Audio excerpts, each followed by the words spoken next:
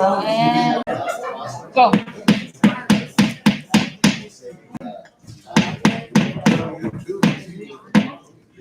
Okay, everyone, we have some people that are going to be participating WebEx. We really need the room to stay quiet because the background noise makes it difficult. Okay, I would like to call LaSalle County Board meeting to order. This is the second meeting of the March 2019-2020 session. Please stand for the Pledge of Allegiance. I pledge allegiance to the flag of the United States of America and to the republic for which it stands, one nation, under God, indivisible, with liberty and justice for all.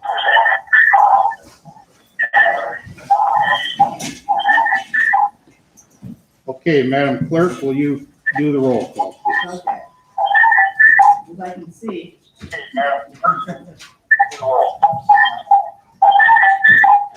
All right, Mr. Small. Aye. Ms. Bernal. Mr. Ospensky.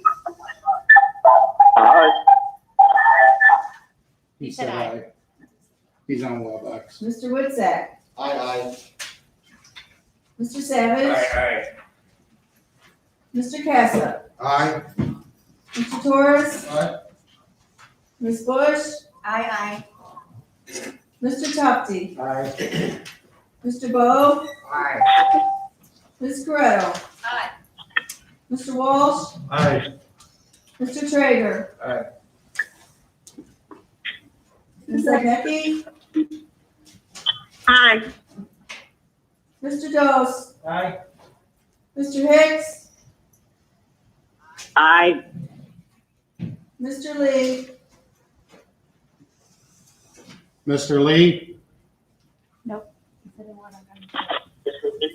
Also, for the members on WebEx, please mute your mic unless you're talking, please. We are getting some background noise. Mr. Freeman. Aye. Mr. Myers. Aye. Mr. Geary. Mr. Gary? Mr. Roach. Aye. Mr. Sedlock. Aye. Mr. Walter. Aye. Chairman Olson. Present. Okay. Oh, wait a minute. Let's go the rest of them. I was here and didn't hear my name. Okay, we forgot a couple. Hang on. Mr. Faber. Aye. Ms. McNally. Aye. Ms. Pottinger. Ms. Pottinger?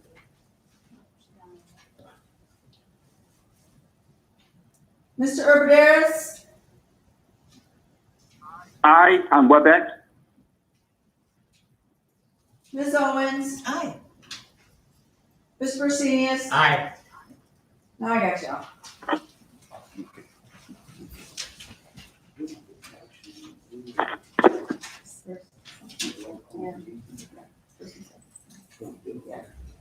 All right, looking for a motion on the roll call on per diem. Motion by Mr. Walsh, second by Mr. Buscemi.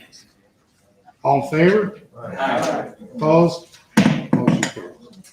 Okay, looking for everyone should have chant. Well, we did not get the minutes out. We're going to dispense. So I'm looking for a motion to dispense the minutes. Mr. Bowe, second by Mr. Tufti. All in favor? Aye. Opposed? Minutes are dispensed. Okay, obviously we're not doing our normal routine that we would with the student awards. However, we have been presented a couple letters which honor the Avery Campworth and Kyle Peterson, who are this month's student awards. So, Madam Clerk, would you please read those? Avery Kempworth, LaSalle High School, Dan Miranda, principal. Avery Kempworth is a senior high honor roll student at LaSalle High School. She was rated 6th in her class. Her parents are Simon and Sally Kempworth. Avery has been awarded several honors, including Daughters of the American Revolution, Good Citizen recipient, an Illinois State Scholar, a nominee for Oglesby Elks Club Team of the Year, and a 2-time Student of the Month award winner. She's also been inducted into LaSalle High School Honor Society. Avery is active in several extracurricular and athletic programs, including volleyball, golf, softball, science club, writing club, and link crew. She also has been a part of the student council since her freshman year, serving in the positions of vice president and treasurer. Outside of school, Avery volunteers for making homemade dog toys to support the Hugh O'Brien Youth Leadership Conference, Hobby. Hobby is a 4-day leadership training for students held at the Illinois Wesleyan University campus. Avery is well liked by faculty, staff, and peers. She treats others with respect and kindness. Avery's future plans include attending Illinois Wesleyan University and pursuing environmental studies. She wishes to find a career where she is supporting the community and helping those around her. LaSalle County Board congratulates Avery for being named as this month's Student Excellence Award winner. Thank you, Madam Clerk. And Avery Kempworth, on behalf of the LaSalle County Board, we congratulate you on your student award. Madam Clerk, will you do the next one? Next one is Kyle Peterson, LaSalle High School, Dan Runda, principal. Kyle Peterson is a senior high honor roll student at LaSalle High School. His parents are Jeff and Lisa Peterson. Kyle has participated in both marching and concert bands. He's a member of the Computer Club, Live Sports Streaming Media Club, and Renaissance Club. He's a school podcast host and editor, as well as a sound booth operator for the CAF Choice Awards. Outside of school, Kyle's a talented videographer. He volunteers his time to local companies creating video content. He launched a freelance business called Kyle Peterson Visuals. He hopes for this to be his full-time job one day. He has produced video content for the cities of Oglesby, LaSalle, Oregon, the village of Utica, the Mendota Chamber of Commerce, along with Operation Promise, Unwind at Westplex, TBM Avenger Air Show, Tana Yoga, Spring Valley Fire Department, Brennan and Stewart Incorporated, Starbuck Lodge and Conference City Center, and the History Channel. His footage was featured on a local American Pictures episode. Kyle's future plans include attending Olivet Nazarene University, starting in the fall of 2020 to pursue a degree in multimedia communications. Kyle is an outstanding person, student, and community member. LaSalle County Board wishes to congratulate Kyle Peterson as this month's Student Excellence Award winner. Yes, on behalf of the LaSalle County Board, we would like to congratulate Kyle Peterson on the student awards. Sorry that we couldn't do it our normal way, but we did it the best we could, and congratulations. Okay, moving down on the agenda, citizen comment. We have no written requests for citizen comment. Next on the agenda is the consent agenda items. Does anyone on the board wish to remove any of those items from the consent agenda? Okay, hearing none, I'm looking for a motion to approve the consent agenda items. Motion by Mr. Roach, seconded by Ms. Brunel, who threw me off. She's sitting in the wrong spot.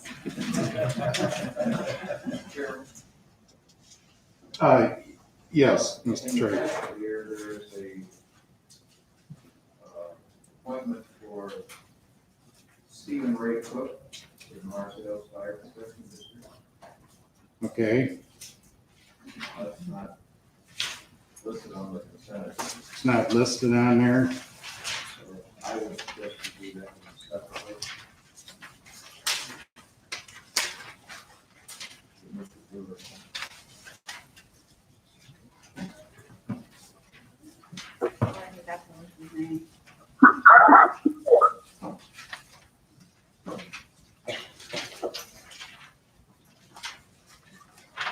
This is tonight. No, the second one. What's the name again, Mr. Traeger? Stephen Ray Cook. I forgot It's to on the put. second paragraph after his name is Mr. Mulatto. Yeah, I forgot to put his name on the agenda. On the letter from the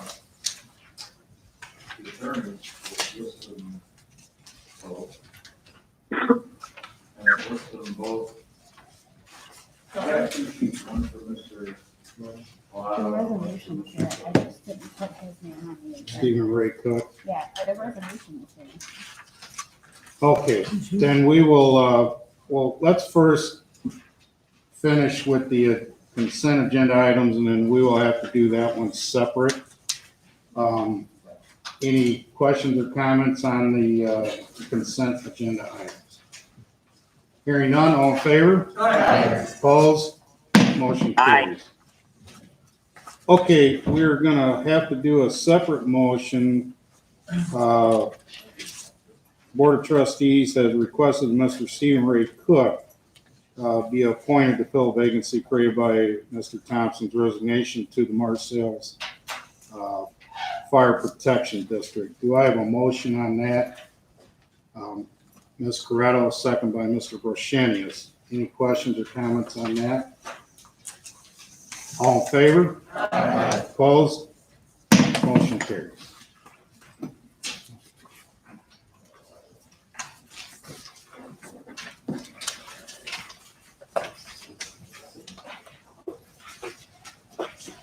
Next on the agenda are petition Brian Gill.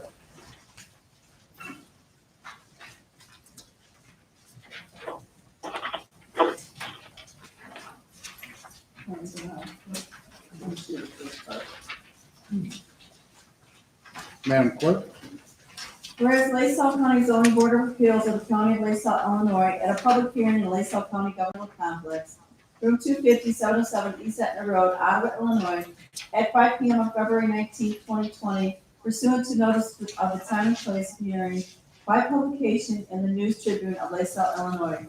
Met to hear evidence with respect to a petition filed by owner declaration of trust of Eric E. Dauber and applicant Eric E. Dauber, who requested approval for a map amendment so as to allow for the changing of zoning classifications on two adjoining properties containing approximately 3.27 acres and 4.67 acres located in an agricultural district, A-1, and legally described as follows. Okay, I'm looking for a motion on petition number 20-01 PMA. Motion by Mr. Freeman, seconded by Mr. Whitside. Brian? The Eric Dauber Trust petitions to change zoning from A1 to RR on two parcels located at 2082 East 550th Road in Eden Township. The petitioner requests a zoning change in order to allow for the re-subdivision of the parcels. The zoning board recommended 4-2, recommended denial of the zoning change. Questions or comments? Brian, was there anybody there to talk against this, or were there There neighbors there that didn't want this to happen? was not. So he's just trying to rezone this so he can sell the home and keep the shed. So it's the petitioner's old home, I guess, that he's looking to sell the home off. And a while back, he had the smaller parcel had a home on it. He bought the adjoining 4-acre parcel from the adjoining landowner, and that was supposed to be combined. And in order to comply with the zoning ordinance, he would actually have to rezone to RR to reconfigure those lots to keep the one with the machine shed on it. Because the one with the machine shed actually has no road frontage right now, so he would have to reconfigure those lots. Any other questions or comments? Yes, Mr. Bo. None of this ground is used for agricultural point. No, it is not. Mr. Witczak? Yes, can he reapply if he was addressed some of the concerns they had? Would he be able to reapply? If you made the changes, is there any changes you could make? I guess I'm not sure of any specific concerns brought up, other than you can see how the board voted. I think one of the concerns was that there was just, they're petitioning from A1 to RR, and there's really no rural residential zoning around in that area. Ms. Burnett? Brian, where exactly is this? It's, Like, tell me, Do you know where the old cheese factory was in Hanukkah? just kind of give me a general idea where it is. see if I can see that far.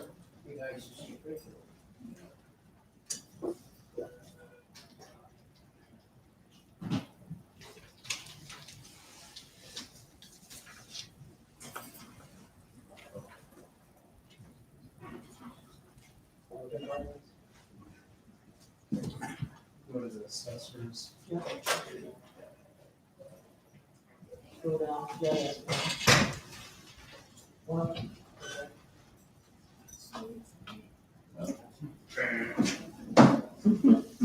I do have an aerial photo of the parcel, but it's probably not big enough for everybody to see.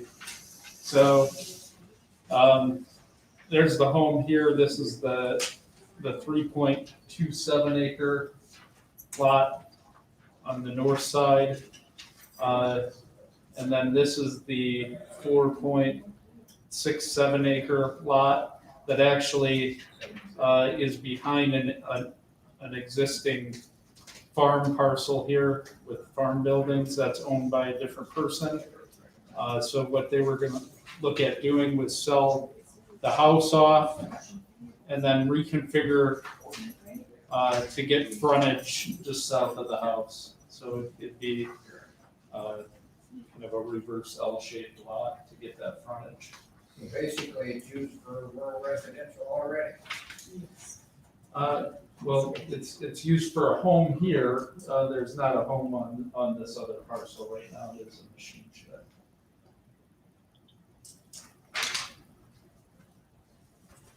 Any other, Mr. Freeman? So that second piece is landlocked, is that what you're saying? Currently it is. So So the only way to unlock that would be to combine the two.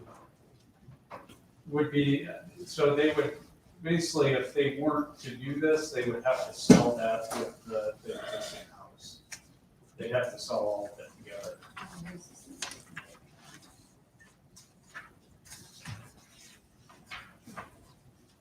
Yes, Mr. Favor? Why did they vote this down? Can't figure with that either. Especially with open place.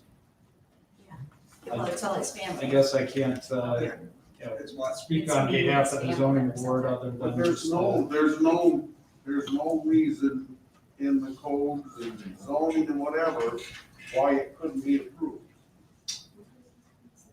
well, I think if you look at the findings of fact, you'll see how the zoning board voted on those specific findings. Well, I understand, I've got that here, but I don't have any verbiage explaining what rules we have as a county that would deny them approval of this. Other than just the fact that, I mean, they're supposed to look at these findings of fact, so, and vote on those individually and come up with a final decision. Other than the fact that there's not other rural residential in the area. Generally, if you were to zone a parcel, you're looking for similar zoning around that parcel. So if you had a subdivision next door with rural residential zoning, it may be easier to get that, to look at that as a possibility of rezoning to rural residential in that area. So back to my point, there's no technical reason, it's just personal preference on it, because I read these proposals, but you know, you got a LaSalle County resident wants to do something, I assume to better himself. And we stand on it only because, I can't speculate on the individual decisions of the zoning board, other than if you look at this and you're rezoned to rural residential, and it's 8 acres of rural residential, they would have to re-subdivide into 2 separate lots. And that lot with the machine shed then would be buildable for a house at that point too. So you would now have, you know, a parcel with a house, a machine shed, and then you would have the possibility of another lot with another house there. So they could have taken that into account too. Mr. Brochinius? How would I vote on this? Because I think it should be approved. So what would be my way of voting on this and to do it properly? Yes. Just yes, okay. No, didn't they put it up as a denial, Brian? It was actually, we always had them vote in the, you see, they made the motion to recommend the petition be approved, and they said no to that. In our case, in the county board, the petition's in the affirmative, so you would just say, Yes. you just vote no. Because the ordinance actually reads in the affirmative, so you would vote. So a yes means a yes and a no means a no, or are we back? That's correct. I believe so. Okay, we've got confused before on this, so I want to make sure we're correct. Mr. Witczak? Yeah, one other question. It says on number 7 that they said no, it says it's a requested change consistent with comprehensive plan.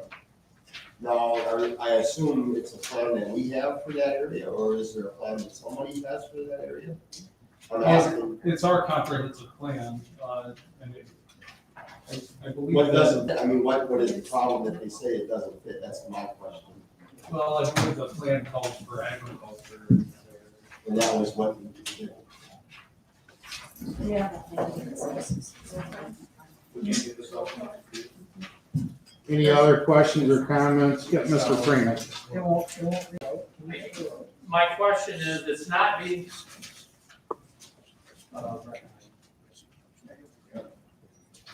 Wait, I want him to answer. Mr. Freeman? My question is, it's not being used for agricultural right now, correct? It's not being farmed. Correct, it is not. So there's just, there's basically a, well, Sam has been out there this year back there. According to Ariel, I guess some of that area might be,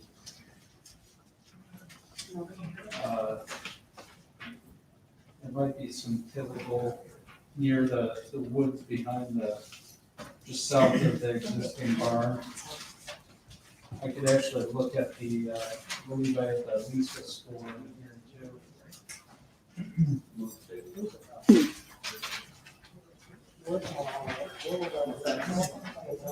Yeah. Mr. Freeman, did you get your answer question or question answered, or we still?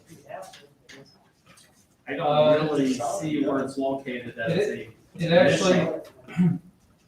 It actually says current, on the lease side, it says current agricultural use of the property is 51 to 75% currently being used for agriculture. So I think actually on the, I guess I misspoke earlier, I believe there is some, this area must be being tilled right now. Any other questions or comments before we take a vote? Mr. Walsh? Is there any option, isn't there an option here if they took more land, they'd be eligible to have a home on that? So in the A1 district, the minimum lot size is 35 acres. 35 acres, okay. Ms. Bush? I don't think his intention is to build. Am I correct? I mean, for what I understood, his intention was just to split the two pieces of ground so he could sell the house and keep the machine shed. His intention was to sell the house, keep the machine shed, and then he wanted the connection to that back forested area up there and have access to the road. Yes, Would this Mr. be Walsh. creating a flag lot? Under our definition of. Well, technically, yes. But so this would be step one to rezone. And then step two, he'd actually have to go through the subdivision process to reconfigure these lots, get the road frontage. Mr. Witczak? Yeah, if that happens, if this is approved, then they would have to apply for a re-subdivision. And I assume they could not get a building permit until they do that, if we approve this. Am I correct? Am I understanding that correct? Or do you understand what I'm asking? Correct. I mean, they couldn't separate those parcels and sell them separately without this. That's what I'm saying, without this and And the subdivision. the subdivision. If they don't get the subdivision, they still can't. So they would have to do a 2-lot subdivision for the subdivision. If this is approved. Correct. Ms. Brunel? Brian, one more time now. If we want to agree with the zoning board, we vote no. If we want, If you want to approve it, vote yes. be sure. Okay, any other questions or comments? Okay, I think we're gonna do a roll call on this. Madam Clerk? Mr. Faber? Yes. Ms. McNally? Yes. Mr. Roderis? Aye. Ms. Owens? Aye. Mr. Porcinius? Aye. Mr. Small? Aye. Ms. Brunel? Hi. Mr. Ospinski? Aye.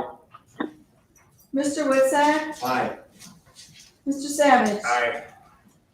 Mr. Cassup? Aye. Mr. Torres? Aye. Ms. Bush? Aye. Mr. Tufti? Aye. Mr. Bo? Aye. Ms. Credo? Aye. Mr. Walsh? Aye. Mr. Traeger? Nay. Ms. Zagnecki? Aye. Mr. Dose? Aye. Mr. Hicks? Aye. Mr. Freeman? Aye. Mr. Myers? Aye. Mr. Roach? Aye. Mr. Sedlock? Aye. Mr. Walter? Aye. All ayes, 1 nay, motion carries. Thank you, Brian. Okay, next on the agenda, County Highway, Don Ernie. Don?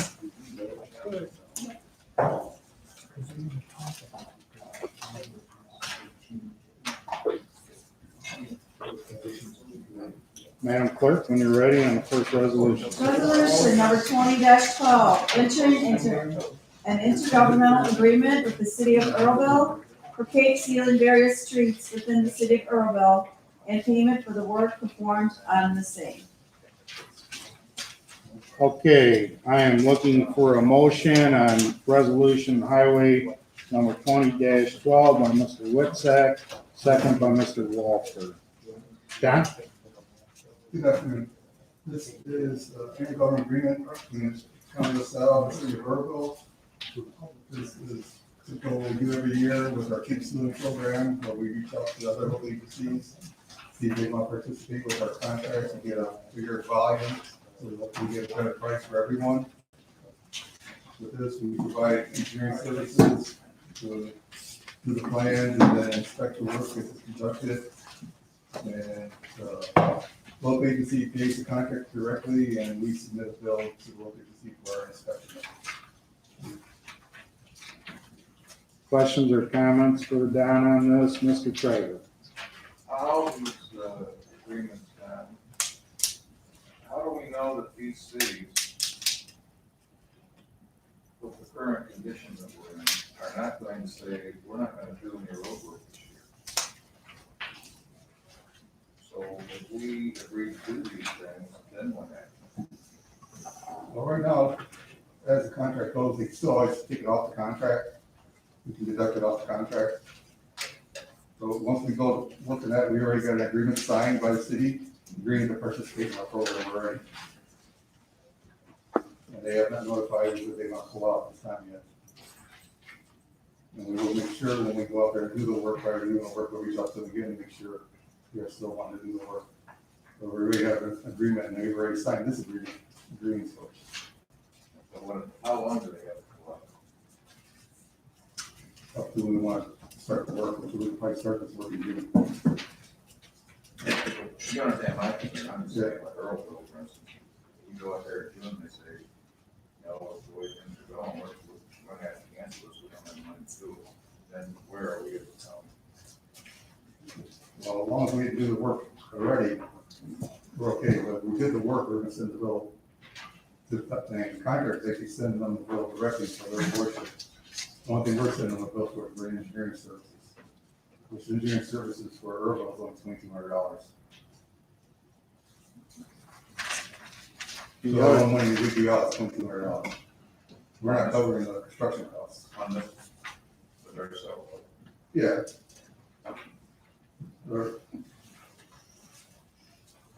Any other I don't think questions? the local season we're gonna have a problem with funding.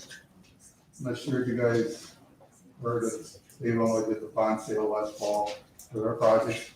Well, local agencies are going to get their checks here within the next week, the first payment of those bond funds. Every local agency is receiving bonds, down to the township level. LaSalle County's first bond payment check is going to be $700,000. So that's that for municipalities, depending on the size, how much they get their MFT is how big their bond check will be. I think based on Irvine size, their bond checks would be enough to cover this project, so they don't, funds they weren't anticipating come to cover the project too. Any other questions or comments? Yes, Mr. Walsh. Is that in-house engineering services or? Yes. Thank you. Any other questions or comments? Okay, we are using money here, so we will be doing a roll call. Madam Clerk? Okay. Mr. Casa. Aye. Mr. Torres. Aye. Ms. Bush. Aye. Mr. Tufti. Aye. Mr. Bo. Aye. Ms. Corretto. Aye. Mr. Walsh. Aye. Mr. Traeger. Aye. Ms. Zagnecky. Aye. Mr. Dose. Aye. Mr. Hicks. Aye. Mr. Freeman. Aye. Mr. Myers. Aye. Mr. Roach. Mr. Sedlock. Aye. Mr. Walter. Aye. Mr. Faber. Aye. Ms. McNally. Aye. Mr. Baderas. Aye.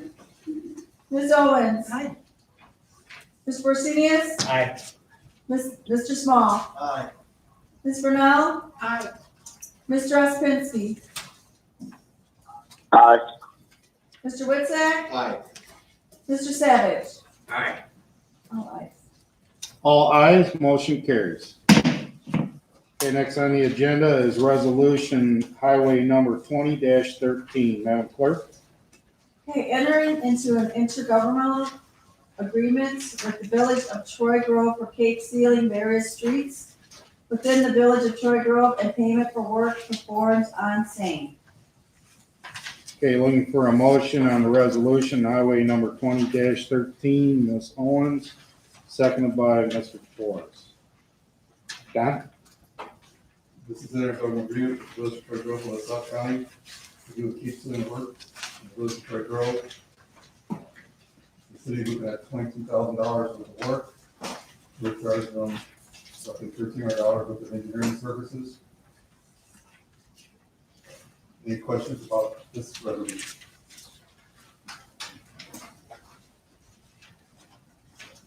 Questions, comments?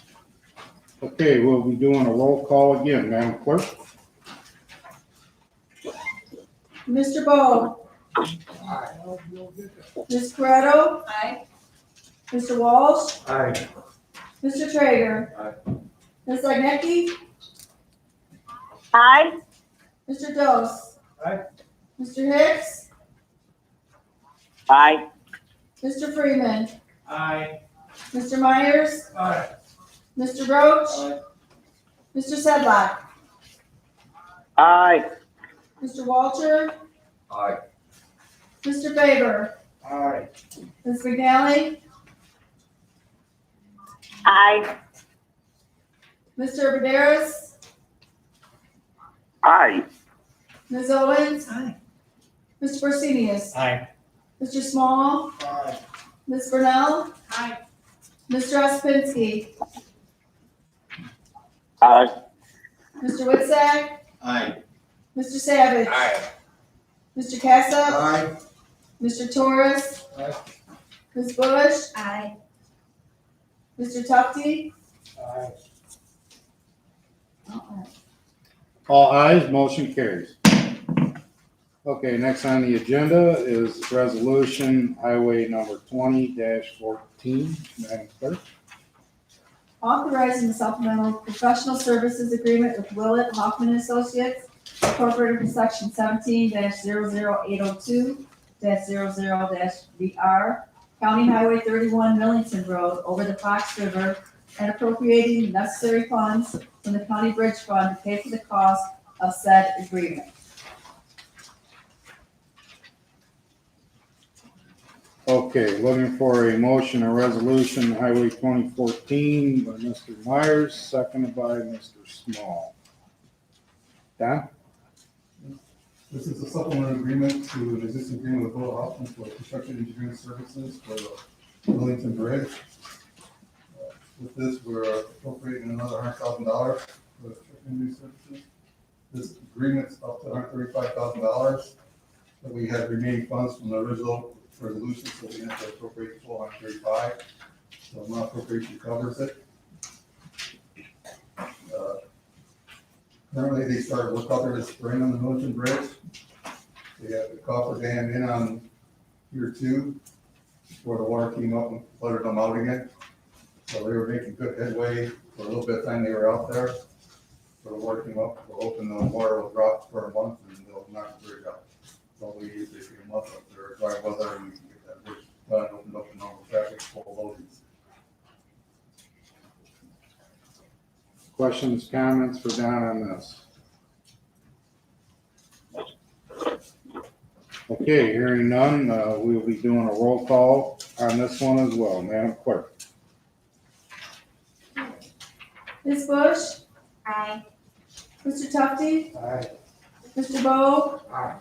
Ms. Corretto. Aye. Mr. Walsh. Aye. Mr. Traeger. Aye. Ms. Agnetti. Aye. Mr. Dose. Aye. Mr. Hicks. Aye. Mr. Freeman. Aye. Mr. Myers. Aye. Mr. Roach. Mr. Sedlock. Aye. Mr. Walter. Aye. Mr. Faber. Aye. Ms. McNally. Aye. Mr. Urbanderas. Aye. Ms. Owens. Aye. Mr. Barsenius. Aye. Mr. Small. Aye. Ms. Burnell. Aye. Mr. Ospinski. Aye. Mr. Whitsack. Aye. Mr. Savage. Aye. Mr. Cassup. Aye. Mr. Torres. Aye. All right. All ayes, motion carries. Okay, next on the agenda is a resolution, highway number 20-15. Madam Clerk? Entering into intergovernmental agreement with the city of Ottawa for Cape sealing various streets within the city of Ottawa and payment for work performed on same. Okay, looking for a motion on resolution highway number 2015 by Mr. Roach, second by Mr. Bowe. Don? This is another agreement with the city of Ottawa, keep sealing, that's not really gonna keep sealing, I don't think we're doing in the city of Ottawa, it's strike under street. It's township road, up right to the street, township road was doing their portion of the keep sealing. Ottawa just, maybe their year before, and striking is very, very poor on it. So we reached out to them, say, hey, do you want us to strike it when we're gonna strike the keep sealing project already, so we're ready to do the striking. They agreed, so it's like $373 for their work, our inspection was $22. Questions, comments on this? Okay, we'll be doing a roll call as well on this. Madam Clerk? Ms. Owens? Aye. Mr. Bursenius? Aye. Mr. Small? Aye. Ms. Brunel? Aye. Mr. Ospinski? Aye. Mr. Wixak? Aye. Mr. Savage? Aye. Mr. Cassup? Aye. Mr. Torres? Aye. Ms. Bush? Aye. Mr. Tufti? Aye. Mr. Bowe? Aye. Ms. Corretto? Aye. Mr. Walsh? Aye. Mr. Traeger? Aye. Ms. Wadecki? Aye. Mr. Dose? Mr. Hicks? Aye. Mr. Freeman? Aye. Mr. Myers? Aye. Mr. Roach? Aye. Mr. Sedlock? Aye. Mr. Walter? Aye. Mr. Faber? Aye. Ms. McNally?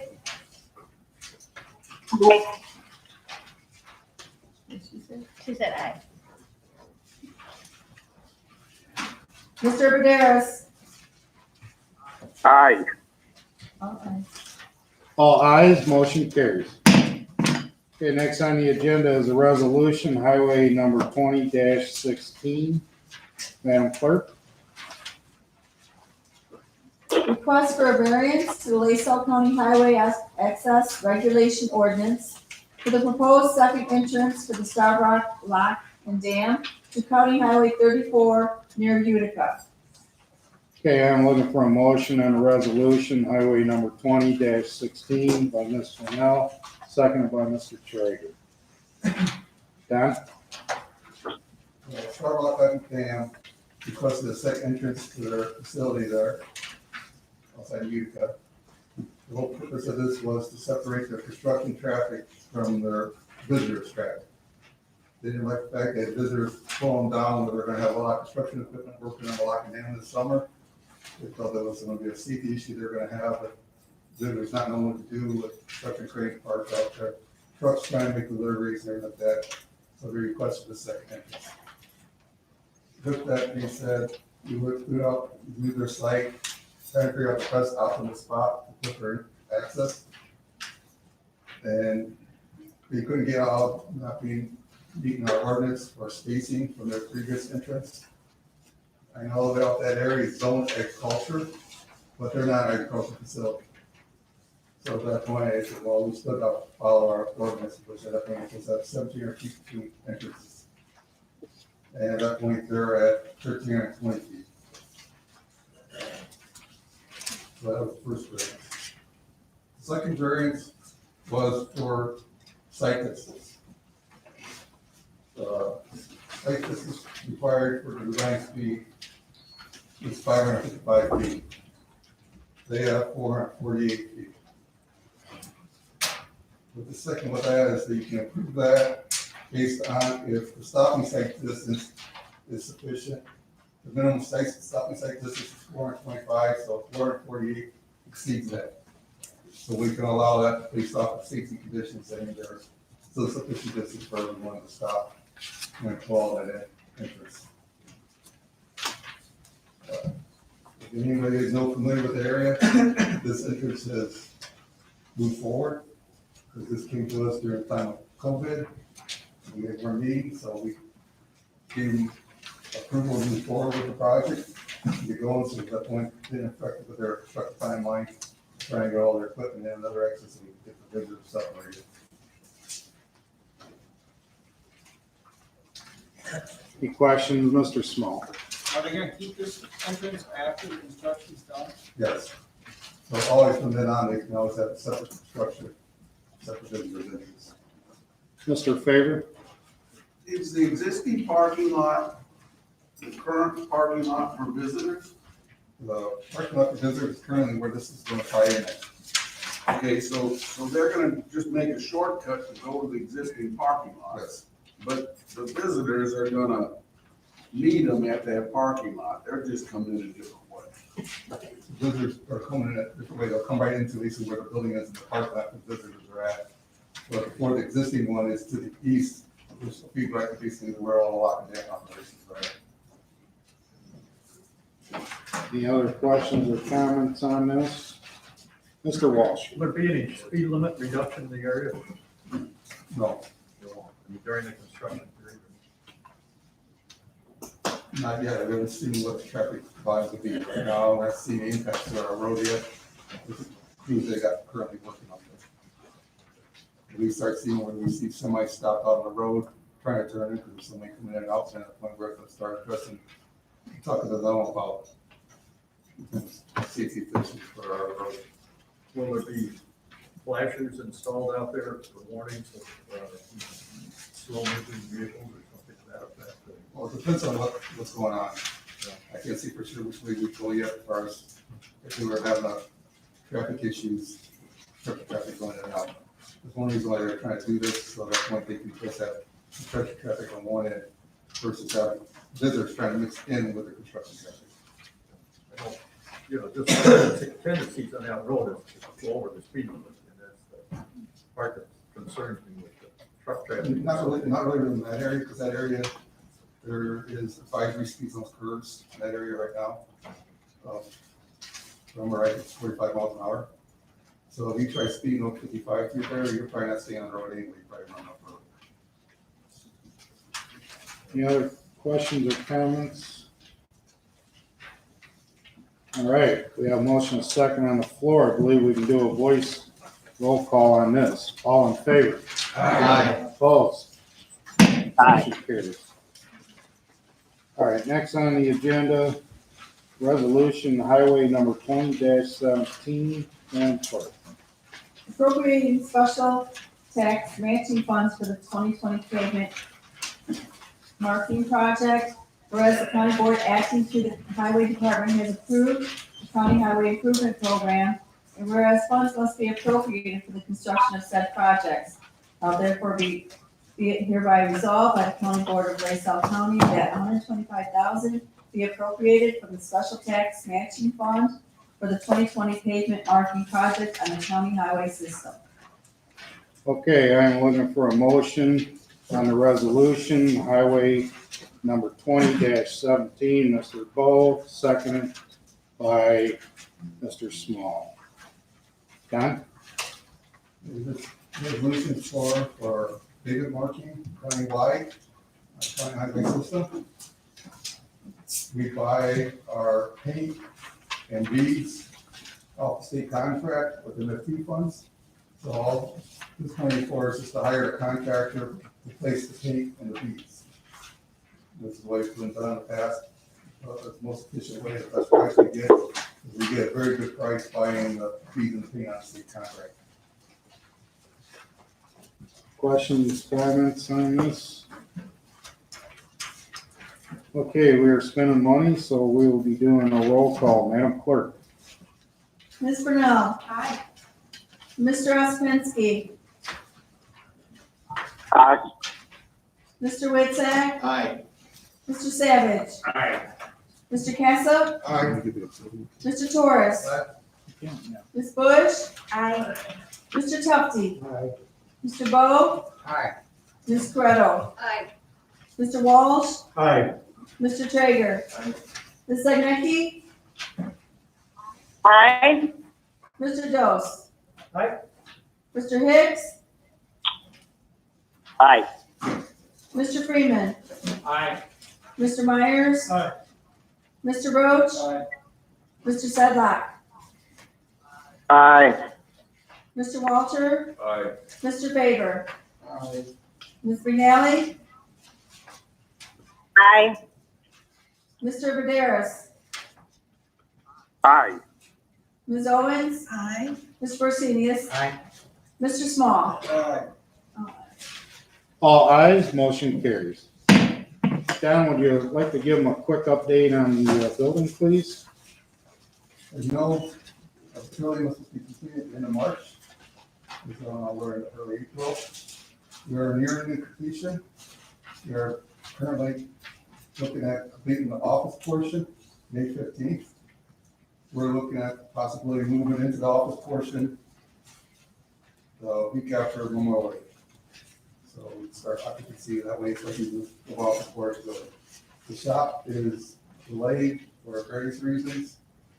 We got a couple of sticky points with some issues hanging out there. We're not sure when those are going to be straightened and when we're actually free to officially occupy the shop. But we're hoping that it'll be sometime early June when we get to the shop.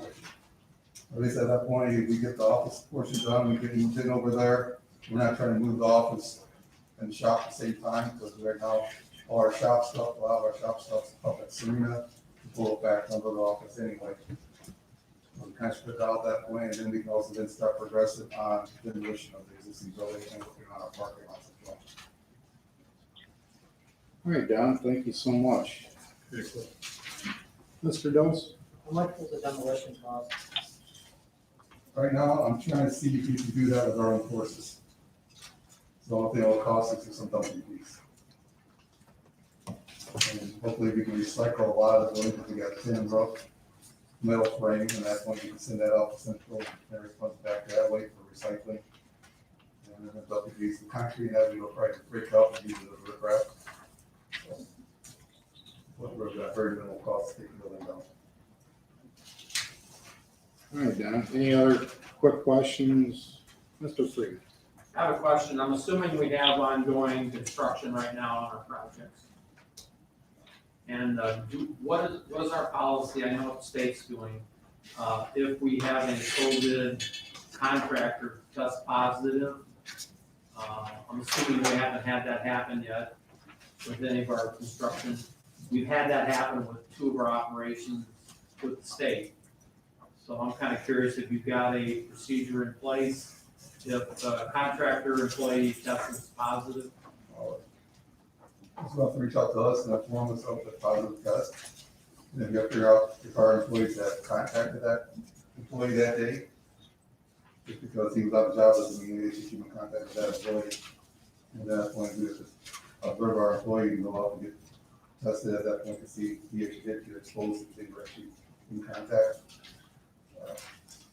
At that point, we work through a contractor as far as is he going to shut the job down for 2 weeks, or does he feel that he can safely still move forward? That maybe one employee sitting in the train that was exposed, that's positive, and no one else is really personally exposed to that employee. We have to evaluate his conditions every one of the different. Okay, any other questions? Okay, Don, thank you so much. Thank you. Okay, next on the agenda is the Finance Director report. Joyce?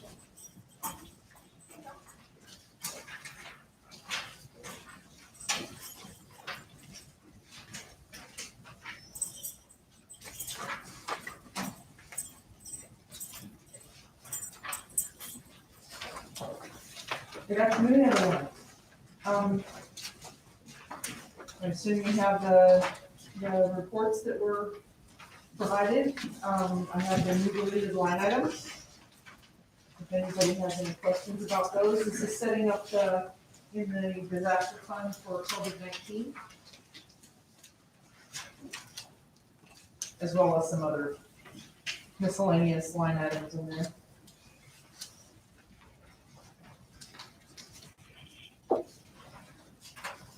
Mr. Chairman, can I ask, are we in line to get any reimbursable fees or funds due to the COVID from federal or state by any chance? There are 5 major pieces of legislation that was passed in the last 6 weeks, whatever, 4 weeks.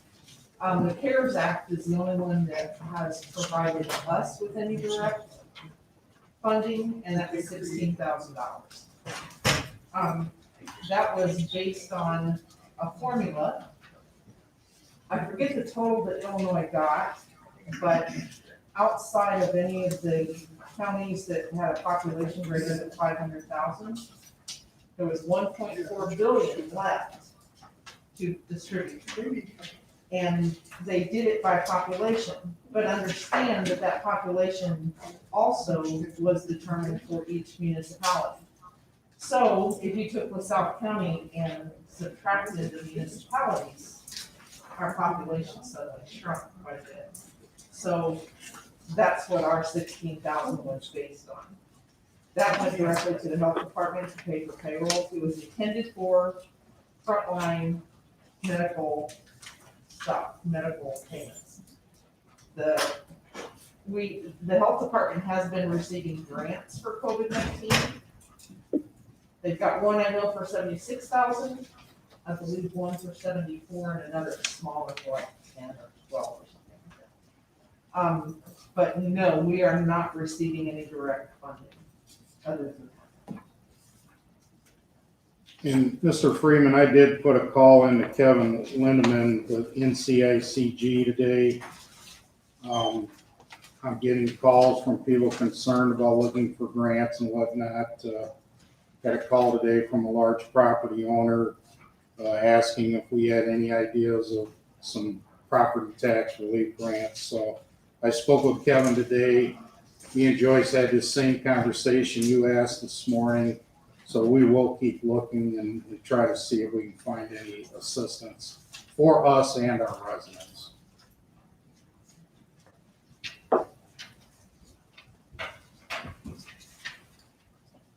Okay, Joyce, I'm sure you got more than that. Yeah. So then I have a document called Selected Transfers and Corrections, and there's 2 of them. One says April transfers at the top, and the other one does not. And it looks like this. The CIC report.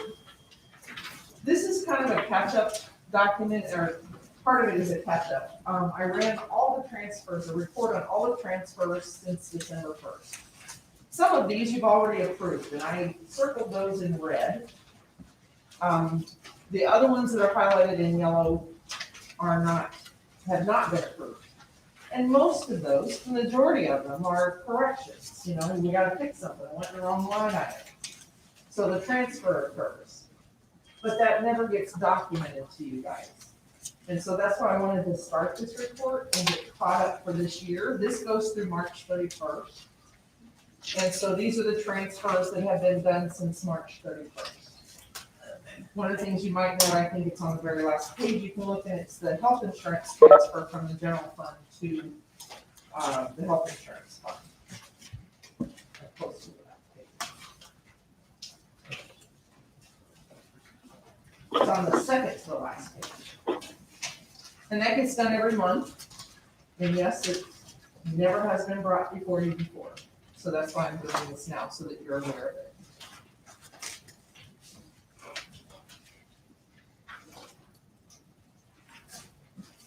You guys have that?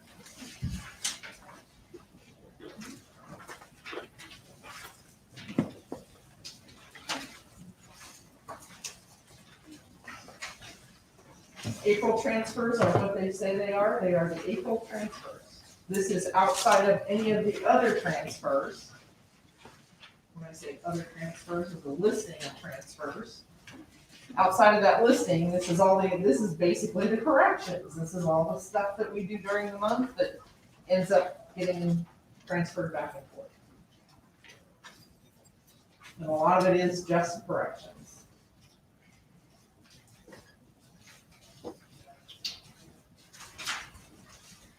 Any questions about that?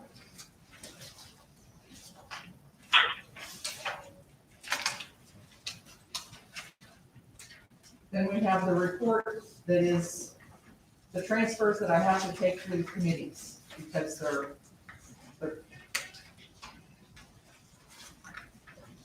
what am I gonna say, they're not regular stuff, they're, things that we have to get approved.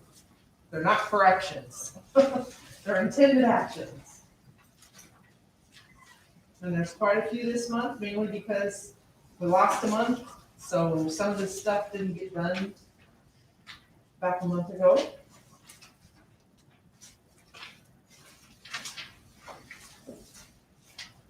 Any questions on those?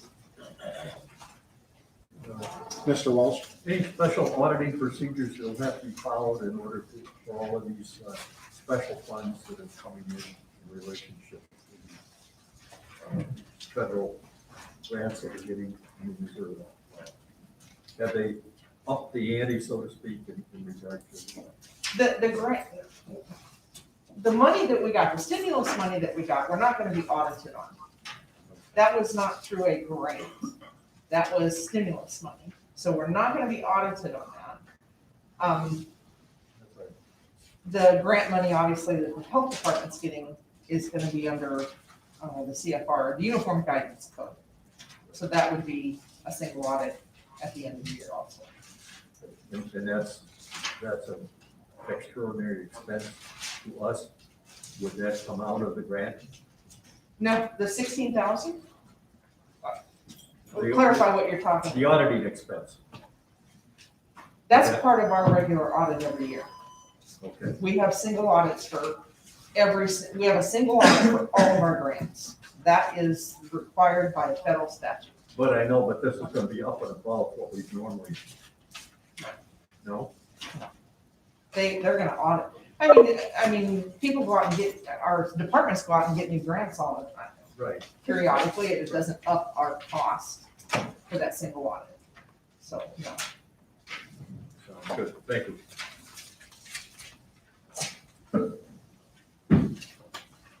By the way, I did want to let you know, we have gotten two $2,000 cannabis payments, cannabis. I assume it's the retail occupation tax, not the sales tax part of it, but it's been coming on a monthly basis now. We've gotten two of them. One was 22, I think the other one was 2,500. Woo-hoo! So exciting. So anyway. Mr. Cassie? Towards the back of our financial report for the month, dated 5/4, it's probably the last 4 or 5 pages. Budget transfers adjustments, and at the top line, it's Fund 97. This is the new emergency fund that you've set up. It is. So FEMA reimbursement you have as a reason of $130,000. Is that projected in a payment that we may get? Or, and I guess what I'm asking, we have all of these here, 1,000 here, 1,000 there, 50. I just divvied out $130,000, that's all I. Well, I'm asking respectfully. Yes. Is that assigned for emergencies is the line item description. Yes. And, so we have janitorial. That's where we got the $130,000, is out of the finance, budget. Remember, this is just budget, okay? It's not money that's being handed to someone. This is just budget. So in the budget currently, in 01044, which is the finance department or finance area, there's a line item for, that says assigned for emergencies. You used to know it as contingency. Okay? It has $250,000 budgeted in there. I took $130,000 and used that. I'm gonna transfer that budget line to 097. So we're not spending more money, we're using something that was already in the budget. Now, the reason I set that at $130,000 is because FEMA has a division between small organizations and large organizations, and that cutoff is if we request more than $130,000. Under $130,000, our requirements are much less. Over $130,000, it becomes more stringent. So that's why I kind of set it at 130. I'm really having a tough time right now thinking about what we would come up with as expenditures for $130,000 for public assistance. Public assistance is fairly restricted to the actual event. We can't recoup any lost revenues, because it's an inconvenience to us or anything like that. It has to be related to the event. So the overtime that the health department's been working is gonna be charged under here. All the stuff that Bob's had to build or repair in order to be prepared for the event, we can put in here.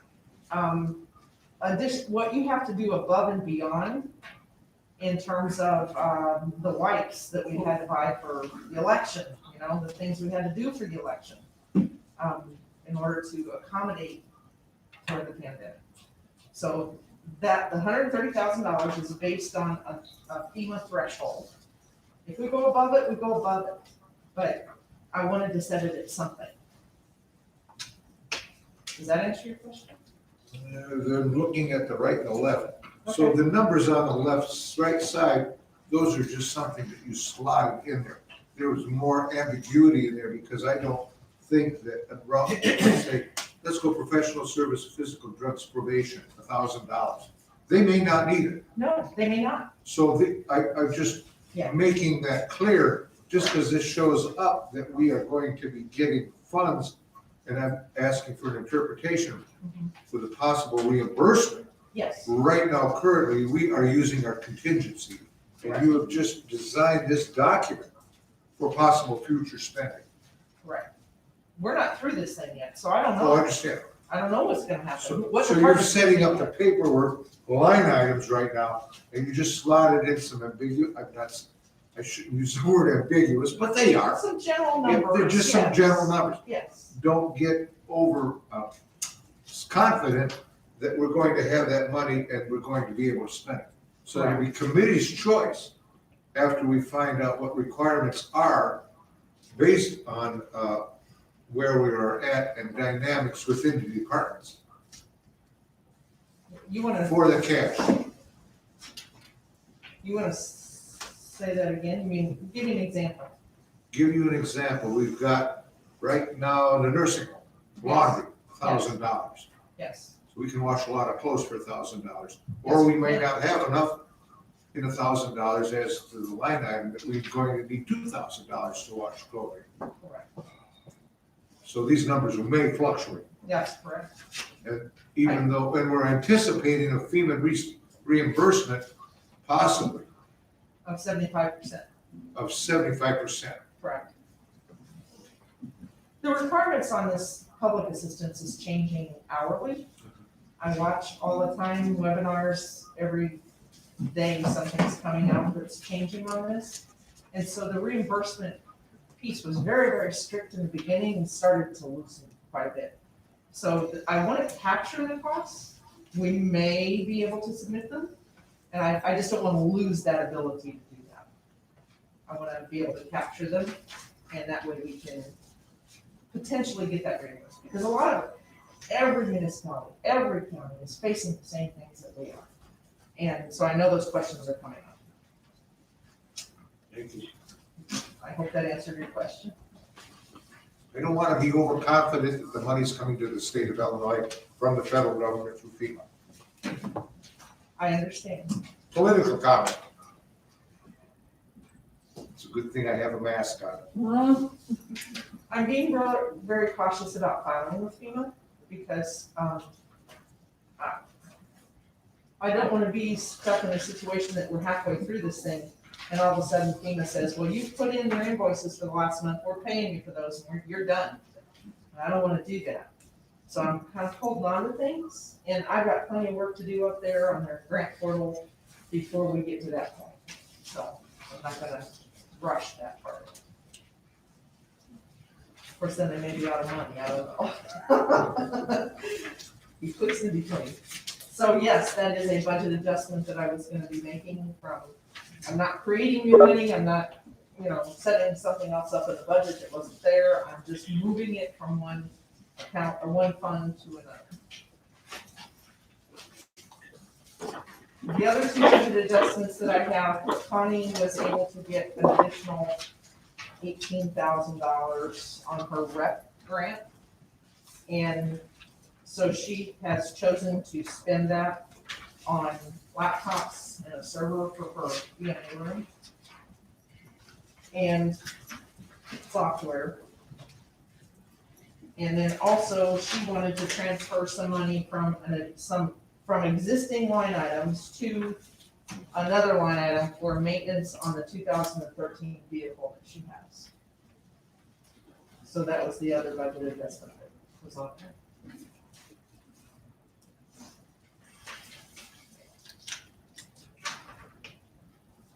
Does anyone have any questions?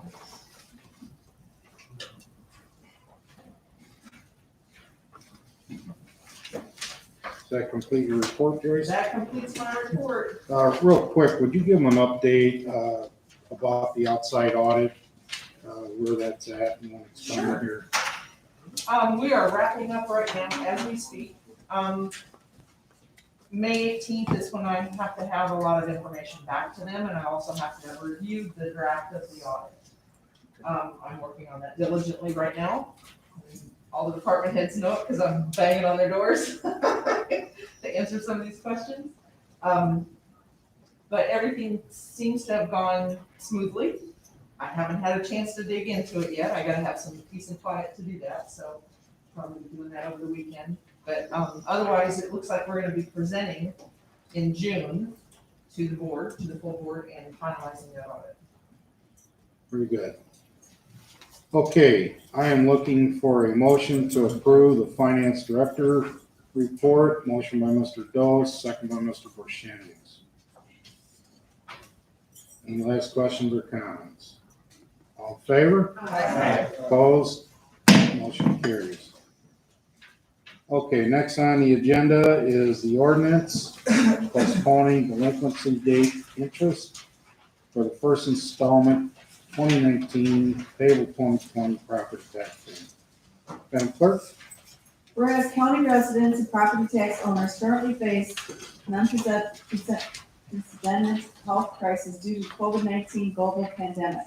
Whereas as a result of the COVID-19 global pandemic and resulting Illinois executive orders requiring the closure of certain businesses and requiring that individuals stay at home, numerous LaSalle County residents, small business owners, and retail establishments have expressed concern regarding their ability to pay their property tax obligation in a timely fashion. Whereas significant restrictions currently exist regarding payment methods, and whereas in response to the outbreak of COVID-19, the state of Illinois declared all counties in the state a disaster area by executive order of the governor on March 20th, 2020, and on March 26, 2020, an Illinois disaster declaration was approved by the President of the United States. And whereas the Illinois Property Tax Code at 35 ILCS 200-21/40C1 permits a county board to adopt an ordinance or resolution modifying certain provisions of the property tax code where that county has been designated a disaster area by the President of the United States or the Governor of the State of Illinois upon certain conditions being met. Now therefore be it resolved by the LaSalle County Board that the real property in the county of LaSalle have been adversely affected by the COVID-19 global pandemic. Therefore, on the recommendation of the county treasurer, the penalty of interest shall be postponed for the first installment of property taxes for the 2019 payable 2020 taxable year that otherwise would be imposed under section 21-15, 21-20, or 21-25 of the Illinois Property Tax Code. Provide the taxpayer pays the full amount of all property taxes for the 2019 payable 2020 taxable year on or before the second installment due date, at which time such penalties shall be waived. Failure to pay first installment of 2019 payable 2020 tax year property taxes by the second installment due date will result in full application of applicable penalties pursuant to the property tax code retroactive to the first due date. This ordinance does not amend the due dates for the first or second installments of 2019 payable 2020 tax year property taxes. Passed by the LaSalle County Board on May 7, 2020. Okay, I am looking for a motion on the ordinance postponing delinquency date interest for the first installment 2019 payable 2020 property tax payments. Motion by Ms. Corretto, seconded by Mr. Walsh.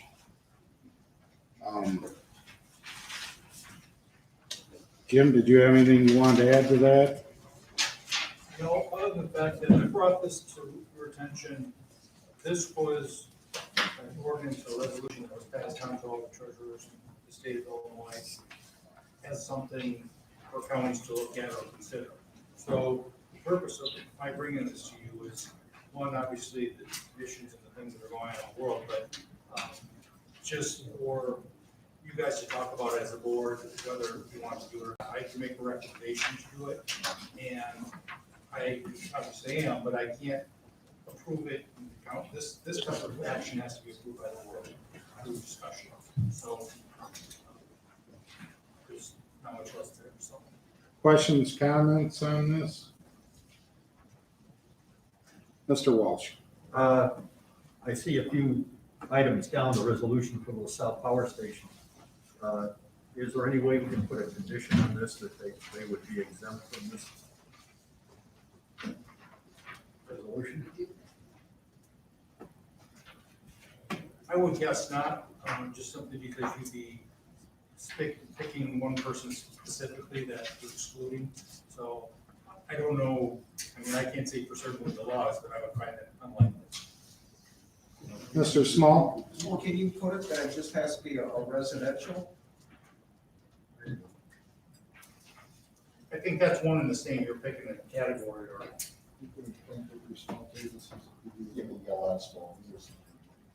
Yeah, that's a problem. Some of them can't have. Yeah. And that was my one call I had this morning was a business. They're just scrambling, trying to figure out how they're gonna pay them. I mean, they appreciate the interest break, but it's like, how am I gonna pay them? We're not making no money.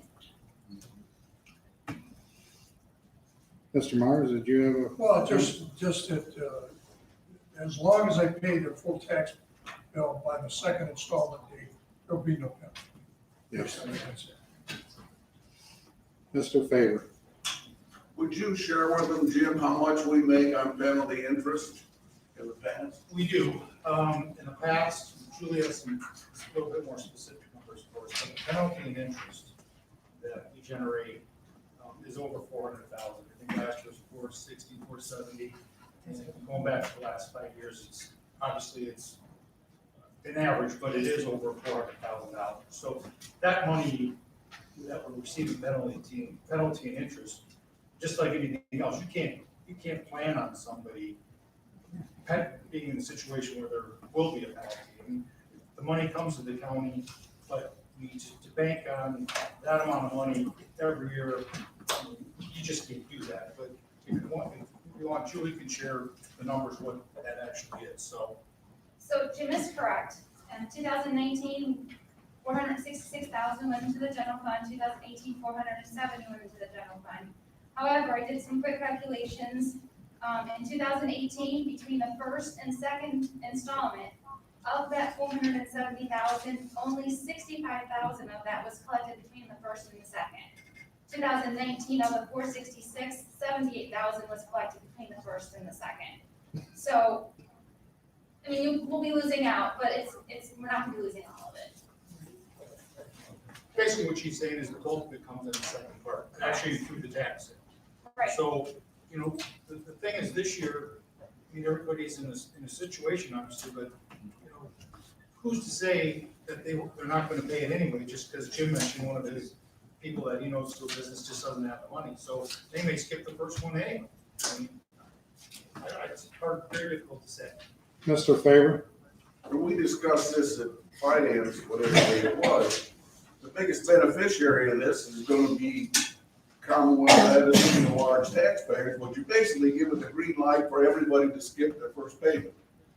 Now, if we were on sound fiscal footing and we had reserves, this would be wonderful to give them a break.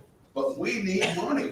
We need it desperately. And a decision like this is gonna could put us in a very bad spot. Because, why should I pay my taxes on time? It's free to go till September.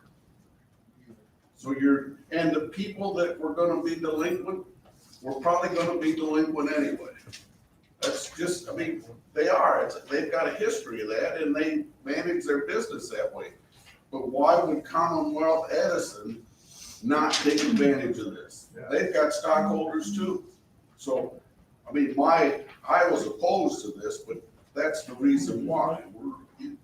We're gonna make more problems than maybe necessary, and we're gonna benefit people that probably would have done whatever they're gonna do anyway. Mr. Dose? We had a good debate in finance about it. My district, there's not a lot of rich $1 million homes in my district, and I doubt there's a lot of different districts in LaSalle County. We have record amounts of claims for unemployment going on right now. And once government made the decision to shut business down, they then own the issue. Because of that, we have an obligation to help these people out. Any other questions or comments? Mr. Castle? Concern is we haven't really struck when our mailing is going to be on the first tax bills yet, have we? Well, I need a timeline and date specific. well, you can't have that, Mike, because we don't have the information from Lori's office yet. And we anticipate hopefully doing July 15th and September First 4th. tax bills may go out middle of July. No, the first installment is due. So as you're well aware, we had a malware issue that kind of backed things up a little bit here. And Lori's been working, Christie's been working very hard in Lori's office to get as much as she can done, in time. She just got the multipliers days that I got. So if she's hopefully she can catch up and we can get the mailings out on time. And if we can, that's great. But if we can't, I think people should be aware that the tax bill probably, your first installment date, more than likely is not gonna be the first week of July, very likely be the second. Not that it makes, 1 week's gonna make a big difference. Mr. Castle? Do we have enough wiggle room within the treasurer's investments that we can hold solid until we get the full benefit in September? Well, it's not necessarily investments, Mike, it's more of a cash flow issue. So Well, your cash, do you have enough cash flow to get us through until September? It's gonna be tight, because we're at like 5.7 now, our expenses are about 2.5 million a month, we take in like 1.2 somewhere in there. So if you take just those numbers with no additional money through any other source, the end of July, you're $500,000. That's just really, really simple numbers. So don't put me to it or hold me to it. But if you're gonna run those numbers, it's getting really tight, and it will be very tight. But there is money. We got a rainy day fund right now in the treasurer's We don't have office. a rainy day fund, we have a general fund that goes into the fund, so there is no. For contingency, she just took $130,000. That's a part of the budget. Well, I understand. I'm just looking at, and I'm looking at it from a financial consideration as to what I have to do in my own household.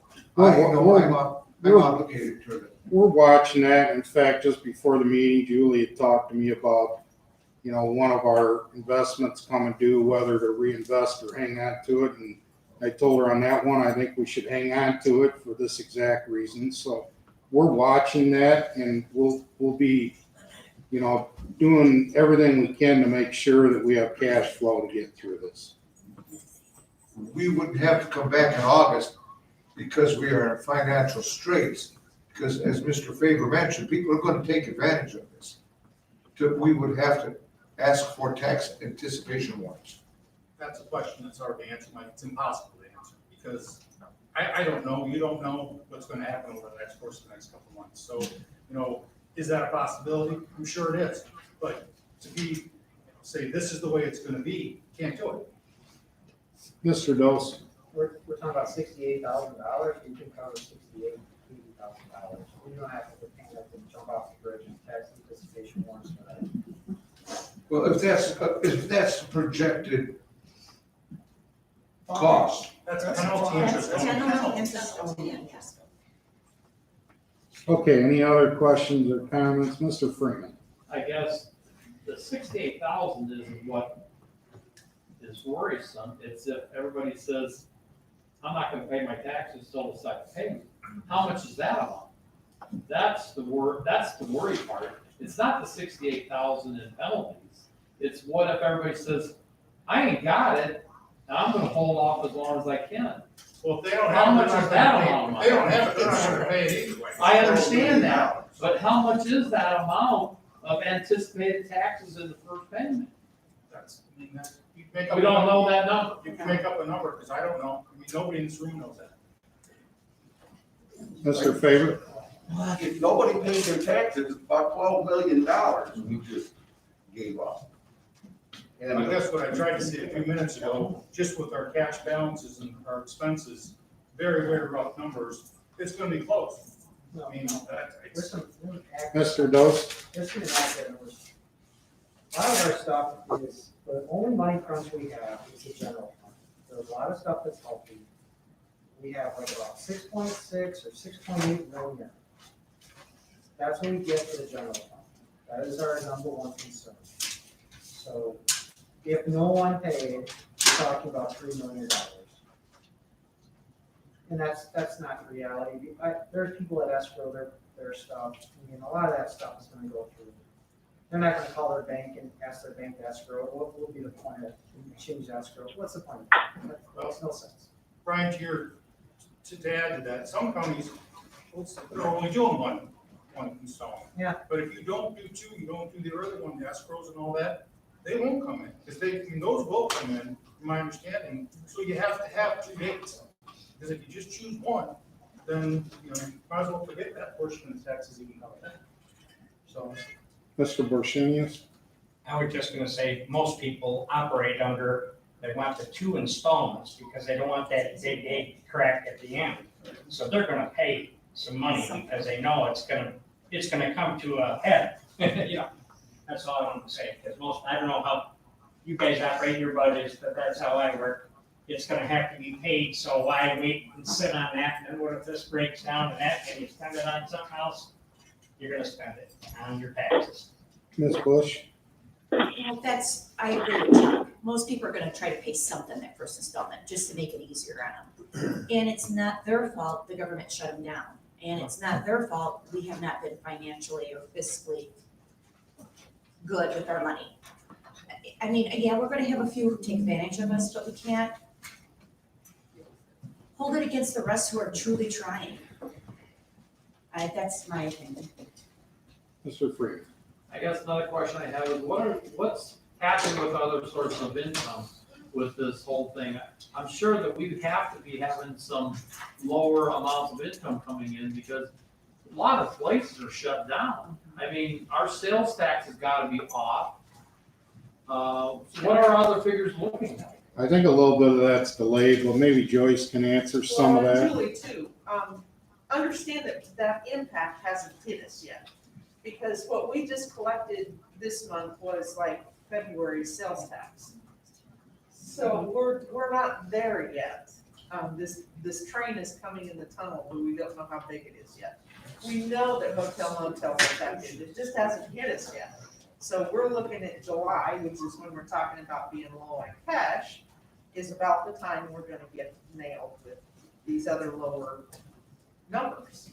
So it's a situation that, what Jim said, nobody knows what that crystal ball looks like down the road. We don't know yet. We know it's coming, we just don't know yet. So it's a situation that we have to stay on top of the numbers. We're gonna be watching them like a hawk. We know that there's, if it's starting to go down so far, we're gonna have to do something. It's already in, we just didn't hold that, so if it doesn't come in, you're still down. Oh, I understand, yes. So which they probably do. So. Yeah, we have not moved any more money from public safety than what we have done in February. We have left that in the public safety fund for that purpose. It's kind of a push to bind us through this. Our payrolls are $650,000 a hit.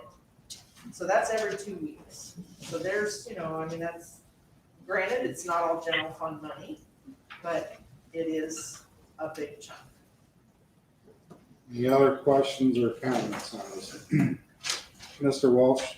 Well, the only thing I'd like to bring up, I've seen it happen here before, where in past years, we've had very, very little money left in the balance. And as a consequence of that, the board would pass anticipation warrants. And I think that's something that every board member here has to be ready to do when the hammer falls, because it's very likely, in my opinion, that we'll be caught in that situation. So it's a two-edged sword. Mr. Castle? I was looking at the property tax extension summary that we used last year. I have that in front of me. And the levy request for 2000, based on taxes of year 2018, the levy request for 2019 was $27 million. So that levy request comes to us twice a year, based on the strike date that the treasurer has asked to send out the tax bills with the collection time certain. So at that time, I go back to my original question, and right now, I think Mr. Spellich, our treasurer, has made me comfortable right now that we do have enough operating capital for cash flow up until September. Now, I can play $1 million, $1.5 million. I can get very specific to the fifth decimal point. I understand that that's what the accounting does, but I generalize. And I'll ask a question again. Do we feel our financial wizardry in the treasurer's office that we have enough cash, because we're going to anticipate people paying their taxes in September? That will be the final, whatever date, if it's the first week, if it's the third week, we are going to get our total tax liability from the citizens, correct? I think we do. Is that something? We're gonna get the majority of it. I think We'll we get the do, majority, we'll get the majority of it. but you And the almost rest will go can't. into receivership. We'll send out notifications. Remember, there's a lot of unknowns here, so I don't know that you can absolutely hold them to what we're saying. We don't know. I'll tell you, I think we can, and we're watching it like a hawk, and we're gonna do what we have to do, but, you know, I get the feeling like you're wanting an answer that's absolutely No, gonna no, I'm happen. not looking for a specific, no, I don't want the fifth. We don't decimal. know yet. I just want, we do have cash flow of funds available. Today we do, yes. Yes, and I think we will through then, but to say we're sure, nobody knows. Joyce? Mike, are we gonna have a tornado next week? No, we don't know that. No. So how can we say, we don't know what all's coming yet? This pandemic's not over yet.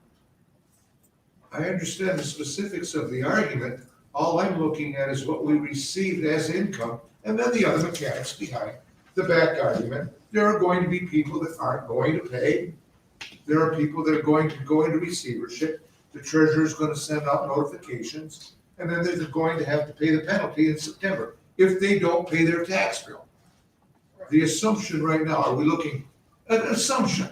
Are we looking at 5% of the people are going to be into financial straits? Approximately. You're the numbers gal. I calculated It would be 5% of our actual anticipated levy amount on 2019 we may not receive. Correct. And let's assume that because of inflation and the equalization going up for 2019, our levy request is, we don't have the strike number specific. Let's assume that it's going to be $29 million. Is it fair that we have gotten an increase of, inflationary increase on our levy of 1,500,000? Or maybe more, 2 million? Mike, what is it you want to hear? I mean, you can go on to these. I want to know you've got enough money to pay us I'm trying until we to get the explain tax that. bill. Be very, very close. You can't do it. I can't give you that. You can't say if that's the case. As Tom said, if tax anticipation warrants, it's not like we're gonna wait till Friday before to say, hey, we don't have any money. We're gonna know as the money comes in, what's there, and plan accordingly. So, I mean, Mr. Myers? Well, if we run into a cash broke out, we could borrow money, couldn't we? Yeah. Could we not? That's tax anticipation. We could borrow money, and of course, right now, the interest rates are very low. I mean, we could keep ourselves out of crowds, couldn't we? I mean. Yes, and this is not a new concern.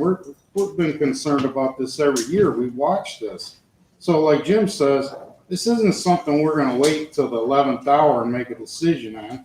We're gonna continue to watch this very closely as we move along, and we'll do what we have to do to survive.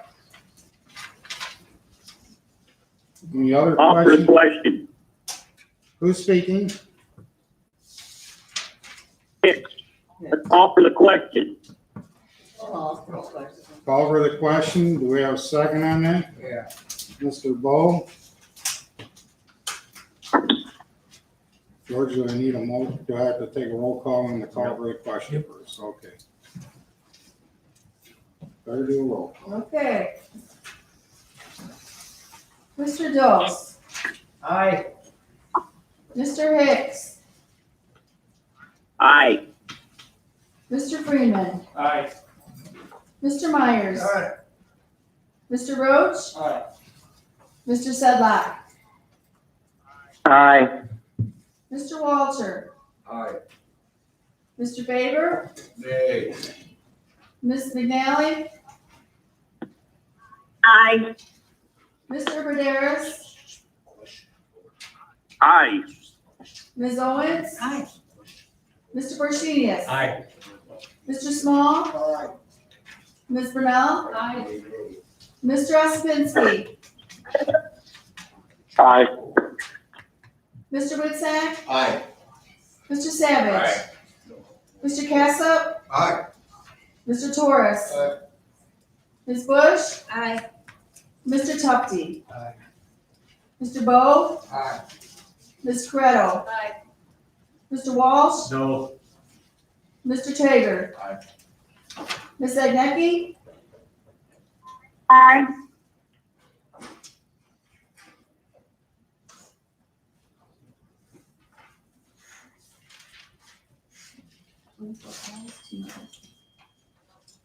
Okay, I'm calling for the question. 24 ayes, 2 noes.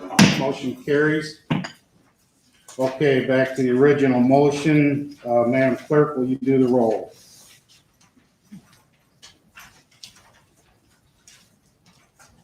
Mr. Dose, Aye. Mr. Hicks, Aye. Mr. Freeman, Aye. Mr. Myers, aye, Mr. Roach, Mr. Sedlock, Aye. Mr. Walter, Aye. Mr. Faber, No. Ms. McNally, Aye. Mr. Roderis, Aye. Ms. Owens, Aye. Mr. Borshenius, Aye. Mr. Small, Aye. Ms. Brunel, Aye.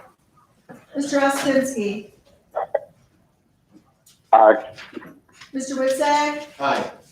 Mr. Savage, Aye. Mr. Cassup, Aye. Mr. Torres, Aye. Ms. Bush, Aye. Mr. Tufti, Aye. Mr. Bo, Aye. Ms. Corretto, Aye. Mr. Walsh, No. Mr. Traeger. Aye. Ms. Adnecki? Aye. 24 yeses, 2 noes. Motion carries. Okay, next on the agenda is the resolution extending the county declaration due to COVID-19 public health emergency response. This resolution is very long. I don't think the clerk should have to read the entire thing. Can you read a portion of it, Madam Clerk? Okay.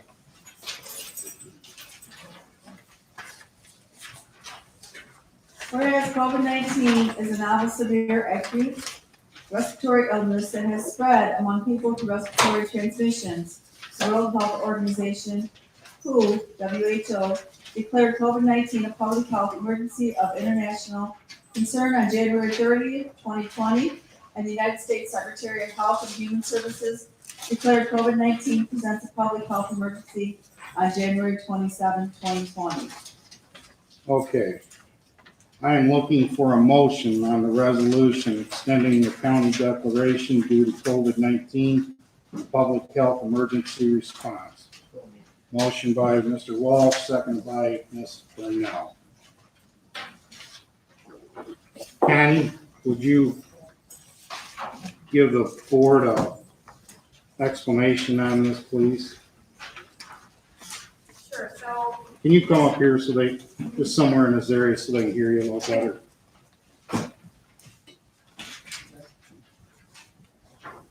So this,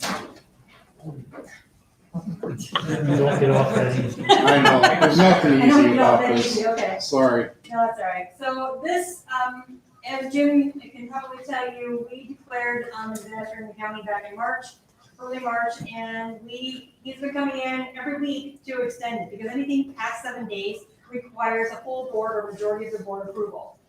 Basically, this is no different than any other thing. We go back to the February 17th tornado.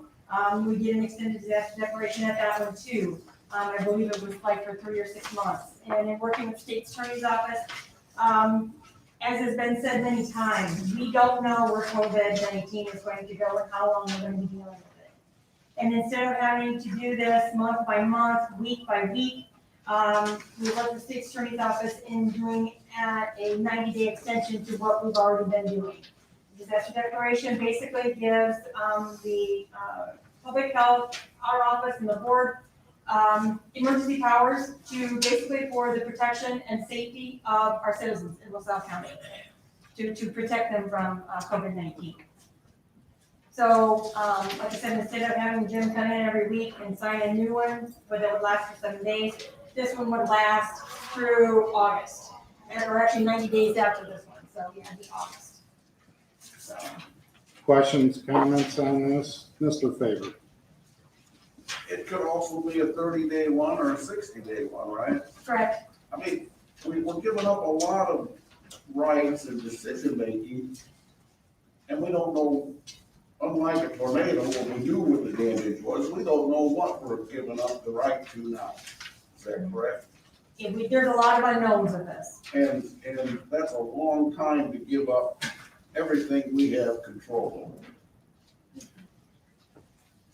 Well, because if we did this in 17, even though it was a tornado, we did this in 17 after the February tornado, and they gave the county at least 3 months that they had emergency powers and deal with contracts and things like that. I mean, think about it. This is the first time that, this week, we're just reintroduced county board meetings.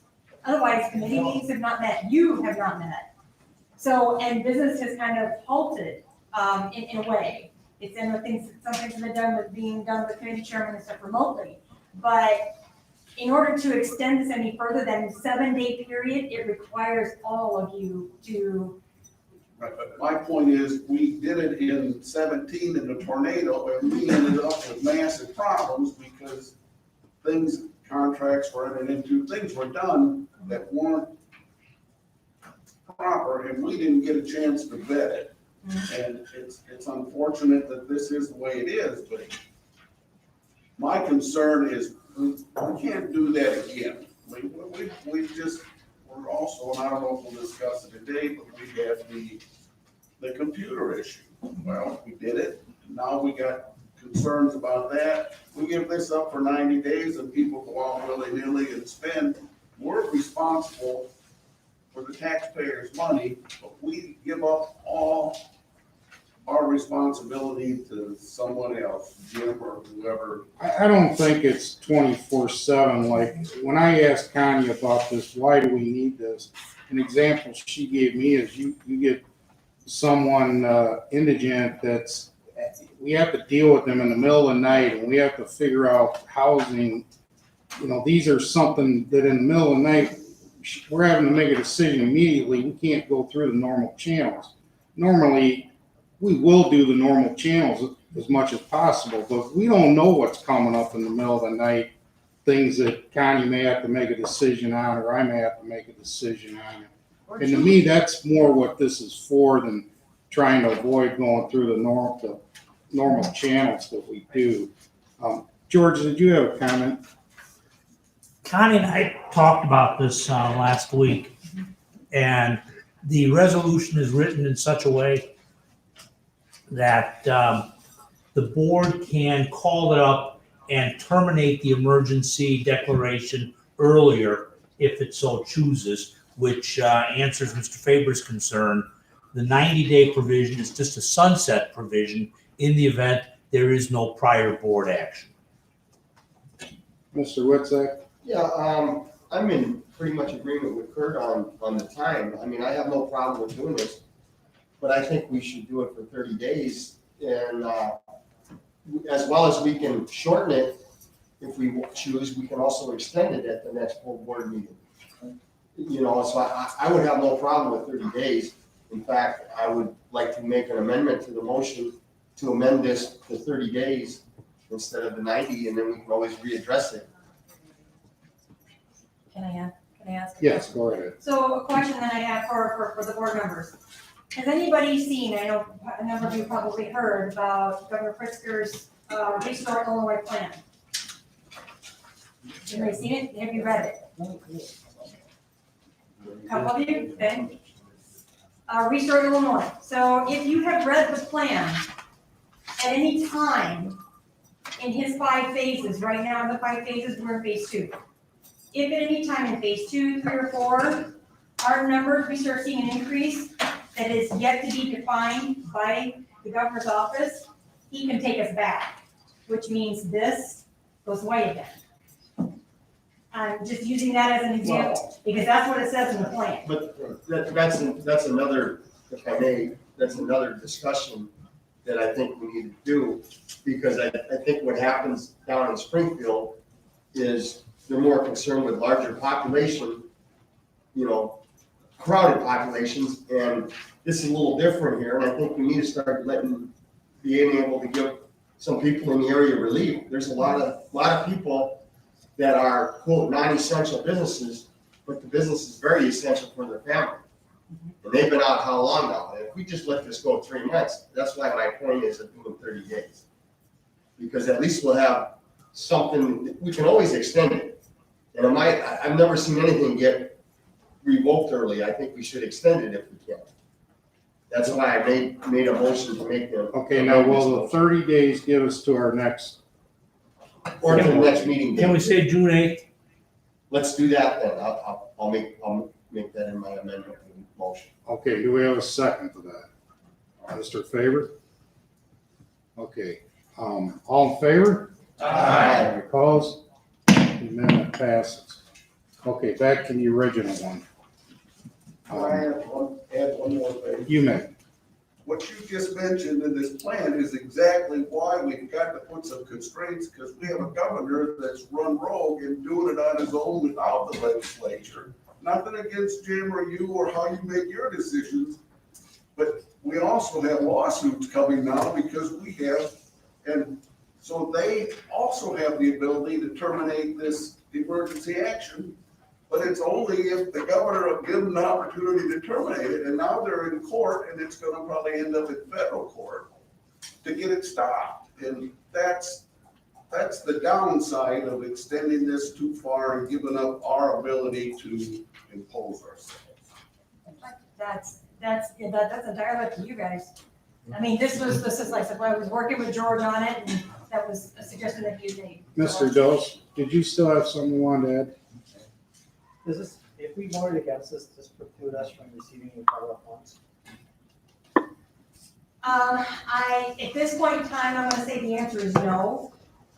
Only because it sounds from all the information, the meetings I've been at and so forth, with the fact that the governor had proclaimed the declaration and done his extended 30 days. Right now, the answer is no. But as with anything COVID-19, always subject to change. And it's always subject to change. Not only month to month, week to week, day to day, sometimes hour to hour. Mr. Walsh? I have a question for George then, in relationship to this change. Would we have to modify that final phrase in the last paragraph? That's what we're doing, is we're gonna switch 90 days to say June 8th. Okay, but it says after the date of this resolution, in no event later than 90 days. after the date. So it'll be no event later than June 8th. But what if we would have to extend it again? It's gonna be on the agenda on June 8th to do a further extension. But this clause then doesn't affect that. Right. Okay. Any other questions or comments? All right, we have a motion, a second, and I think, are we prepared to do a roll call, Madam Clerk? I think to be safe, we should do a roll call on this.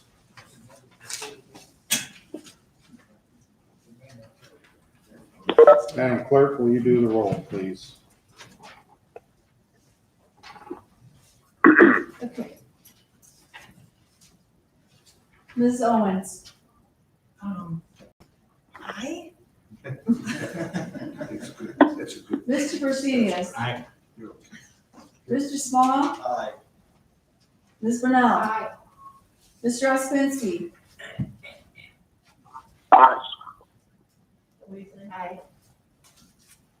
Mr. Whitson. Aye. Mr. Savage. Aye.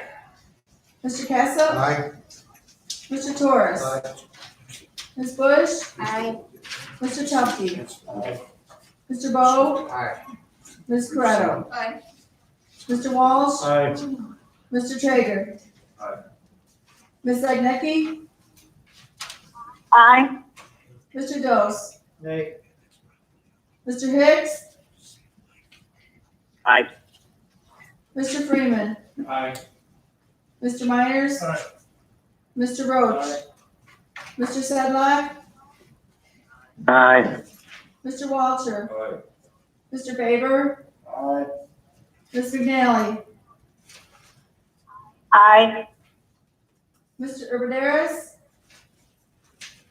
Aye.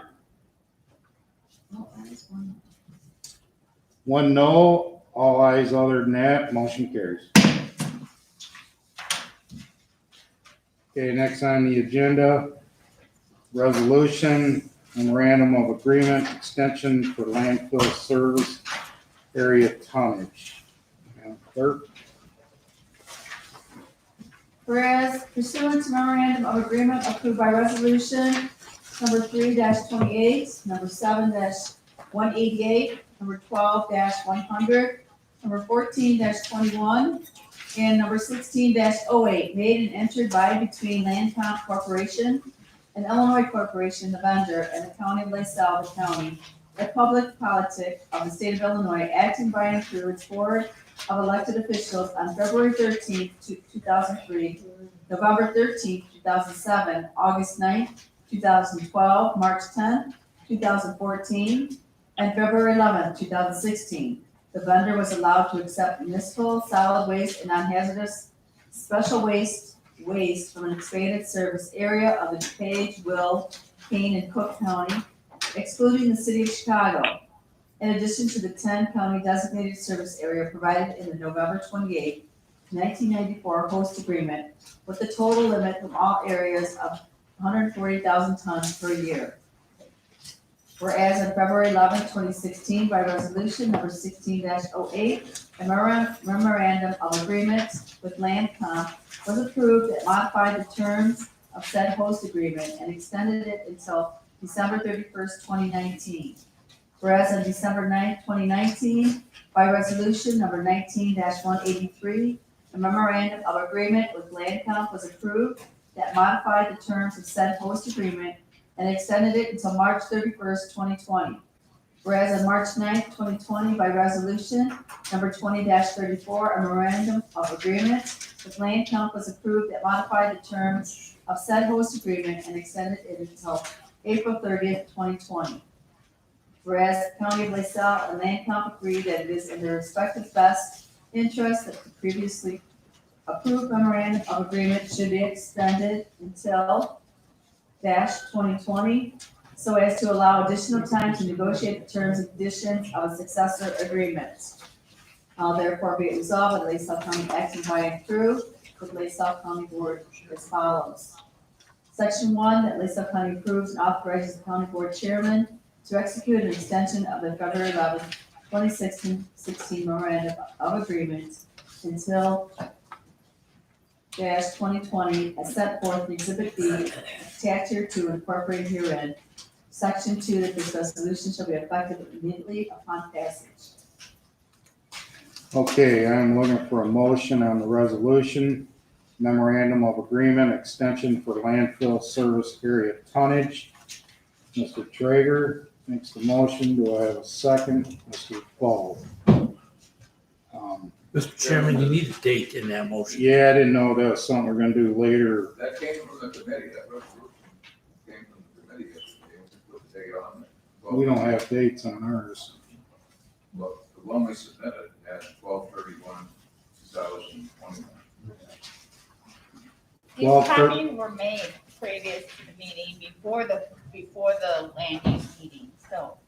The resolution we signed, I believe, said we changed. Yes, again, these copies were made before that, even that meeting existed, because I was gonna mail out these board packets for everybody before there were some changes. So you guys got some old copies, I apologize.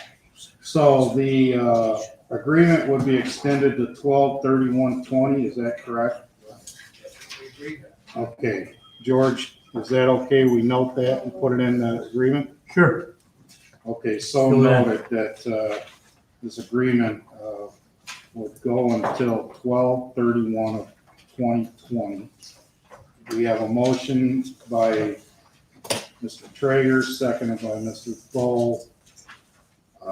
Discussion on this?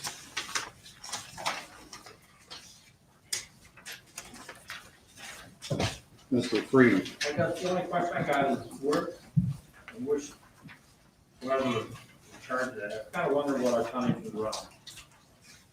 If that's showing a decline with this, or where we're at. Does anybody know? I don't know unless George would know. I don't know. What was the question exactly? If we've seen a decline in our tonnage received due to this COVID-19. I don't know that answer, but when I talked to the Republic guys about 2 weeks ago, they said they have a NICOR cleanup job that is keeping them afloat here, but their daily tonnage of municipal solid waste is down about 50% because of the COVID emergency. That's what I was, thank you. Any other questions or comments? Mr. Chairman, I'd like Yes, to Mr. amend the Chair. agreement to state that pickup trucks would be charged a flat rate of $75 per truckload. Okay, do we have a second on that amendment? Mr. Whitsack, What is it second. now? 2-ton minimum. That's right. To what the previous section. Seems to be some- Any questions or comments on the amendment? Mr. Faber.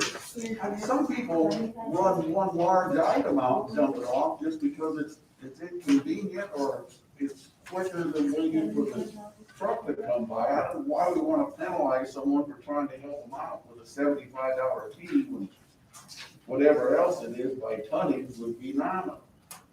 No, by tonnage is more. They have a 2-ton. That's the point, the 2-ton minimum, Kurt, whether you only got 500 pounds in your pickup, you pay 2 tons. What's the cost for 2 tons?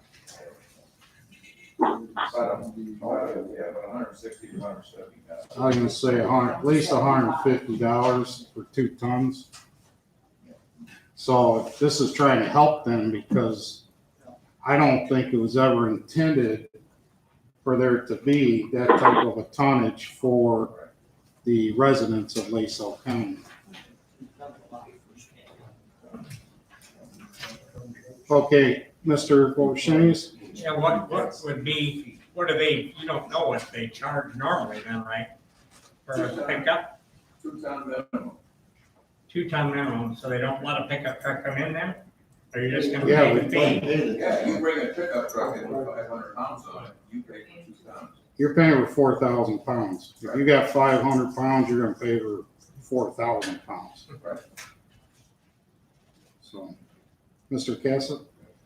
Is this a negotiated contract or because we are the site supervisor being in LaSalle County, can we address the contract without due respect to whoever's managing the site? Well, For a negotiated, maybe they'll say, well, let's make it 4 times. I will tell you that I think this was brought up in one of our last conversations. Me and Doug both agreed that Lancock said they were doing this. We have heard different since then is why this conversation is coming up. But when we met with them, it was our understanding there was not a 2-ton minimum. Since then, we've been told that there is. So that's why I think Mr. Traeger is bringing this up right now.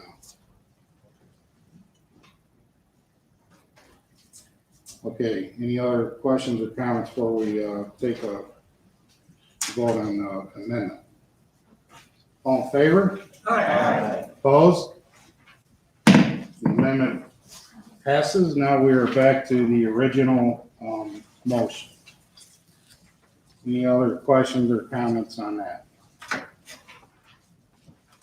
We're going to do a roll call on this, Madam Clerk. Ms. Credo. Aye. Mr. Walsh. Aye. Mr. Traeger. Ms. Zagnecki. Ms. Zanecki? Yes, aye. Mr. Dose. Aye. Mr. Hicks. Aye. Mr. Freeman. Aye. Mr. Myers. Aye. Mr. Roach. Aye. Mr. Sedlock. Aye. Mr. Walter. Aye. Mr. Faber. Aye. Ms. McNally. Aye. Mr. Urbanderas. Aye. Ms. Owens. Aye. Mr. Barsenius. Aye. Mr. Small. Aye. Ms. Bernal. Aye. Mr. Ospinski. Aye. Mr. Whitsack. Aye. Mr. Savage. Mr. Cassup. Aye. Mr. Torres. Ms. Bush. Aye. Mr. Tufti. Aye. Mr. Bo. Aye. Okay. All ayes, motion carried. Okay, next on the agenda is a resolution, LaSalle Power Station Real Estate Property Tax Assessment Settlement Agreement. Madam Clerk? Yeah, it's pretty long. I know we're gonna make you read that. Okay, I am looking for a motion on the resolution, LaSalle Power Station Real Estate Property Tax Assessment Settlement Agreement. Mr. Dose, seconded by Mr. Small. Okay, I was contacted probably back over a year ago because we had just completed, and Mr. Hicks, if you're listening, you can correct me, I think it was a 7-year agreement we had, 7 or 10-year agreement with Exelon, a structured agreement that had expired. So myself and other negotiating people from some other taxing bodies had been attempting to sit down with Exelon for as far back as a year. We finally started getting to talk with them probably late fall, early spring. And of course, our goal when we sat down with them was to put together another 7-10-year structured deal that was in the best interest of everybody. We tried to negotiate a 3-year term, ended up settling on a 2-year deal. And basically what it does is it freezes the EAV and the rate, which was around $460 million at the last year of the last contract, which I think is a very good deal for the taxing bodies. However, just to give you a heads up, in those 2 years, I believe Exelon will be seeking new legislation as to how their EAV is figured, which may not be good for our tax base. But at least for now, we've agreed on a 2-year deal, which I think is a good deal for the county and the other taxing bodies. And we will be watching the legislation that they will be working on. In fact, Finance approved some additional monies to Faircom to protect our interests through additional lobby work. And at least we're going to get through 2 years, and I don't know where it's going to go after that, but we'll be working on it. We want to be fair to them, but we want to keep our tax base strong as well. Any questions or comments on it? All right, Mr. Bo? This rate is that, where's that relationship to our last agreement? It is equal to what was agreed upon the final year of the long-term agreement that we had with them. So it started high, it went down, and then it came back up. And I can tell you, after having conversations with our assessment office, they think the 460 is a really good deal for us that we should accept. Mr. Myers. Well, if that plant closes, it's gonna be a big hole, over $4 million. So just think about if that plant closes. Yeah. They've been good neighbors. They've been good for our county, and we want to work with them, and we want them to survive and make money and keep our tax base strong. Any other questions or comments? Okay, this will be a roll call. Madam Clerk? Mr. Woodzak. Aye. Mr. Savage. Mr. Casa. Aye. Mr. Torres. Aye. Ms. Bush. Aye. Mr. Tufti. Aye. Mr. Bo. Aye. Ms. Corretto. Mr. Walsh. Aye. Mr. Traeger. Ms. Agnecky. Aye. Mr. Dose. Aye. Mr. Hicks. Aye. Mr. Freeman. Aye. Mr. Myers. Aye. Mr. Roach. Mr. Sedlock. Aye. Mr. Walter. Mr. Faber. Aye. Ms. McNally. Aye. Mr. Urbanderas. Aye. Ms. Owens. Aye. Mr. Bursinius. Aye. Mr. Small. Aye. Ms. Brunel. Aye. Mr. Ospensky. Aye. All ayes, motion carries. Okay, next on the agenda is a resolution, salaries for the LaSalle County Board Chairman, Auditor, Circuit Clerk, Coroner, and Recorder of Deeds. Madam Clerk? Whereas the Local Government Officer Compensation Act 50 ILCS 145/2 provides that salaries for local government officials must be established 180 days before the beginning of the terms of the officers whose compensation is to be fixed. And whereas the salaries for the LaSalle County Board Chairperson, LaSalle County Auditor, LaSalle County Circuit Clerk, LaSalle County Coroner, and LaSalle County Recorder of Deeds are hereby set as follows. December 1st, 2020 through November 30th, 2021, $69,015. December 1st, 21 through November 30th, 22, $70,050. December 1st, 2022 through November 30th, 2023, $71,451. December 1st, 2023 through November 30th, 2024, $72,880.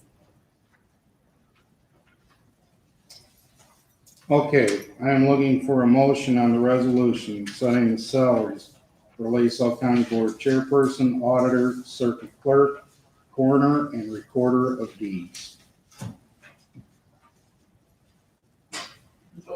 Motion I'll by make that Ms. motion.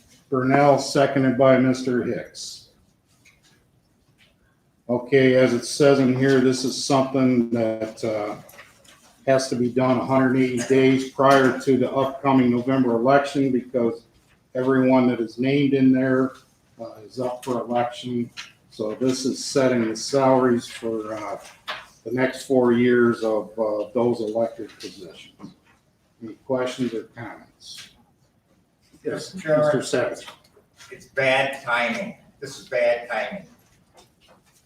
The latest county news bulletin. County budgets may see $144 billion hit COVID-19.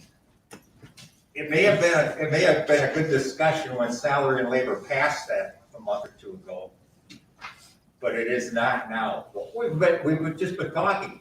We're going to be in dire straits. As far as I'm concerned, we stay where we're at. Mr. Small? The first 2 years, that will bring them even with the other elected officials, correct? Yes. The other group that are staggered 2 years. Yeah, so that'll bring them up even with those two. Yes. Okay. Mr. Favor? Mr. Chairman, we've been there before. We've been unequal before. And that was in good times. These are bad times. It makes no difference. These aren't bad salaries. That's all I have to say. Mr. Favor?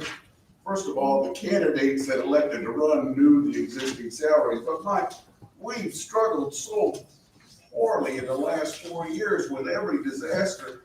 We come out on the short end, and these are the administrative people that walked us right into all this, and I just don't see how we can do it and expect the taxpayers. Well, take exception to that, Mr. Favor. I'm not done yet, so I don't know how we can put ourselves in the position we're in and then go on and give pay raises to the people that are running it. That's fine, but blaming those people, you're wrong. That's inappropriate. Pick somebody, but giving them raises for what happened, either they were the cause or not the cause of the problem, but either way, we got the problem and now we've got to deal with it. Any other questions or comments? Mr. Chairman? Mr. Trader? Brian, help me out here, but that, I think as Joe said, that was the reason that Salary and Labor put this through, like, I guess, the equalize from the county clerk and the treasurer because they passed their salaries 2 years ago. That's correct, isn't it? And if they don't get a raise now, the next time they would be able to get a raise would be 2024, right? So if we could amend this, I mean, and change the numbers in years. Somebody wanted to do that. Just a suggestion. Any other questions or comments?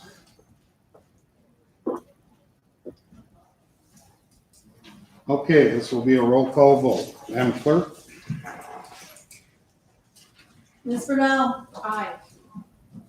Mr. Ospinski? No. Mr. Woodside? Nay. Mr. Savage? No. Mr. Cassup? No. Mr. Torres? No. Ms. Bush? No. Mr. Tufti? No. Mr. Bo? No. Ms. Corretto? No.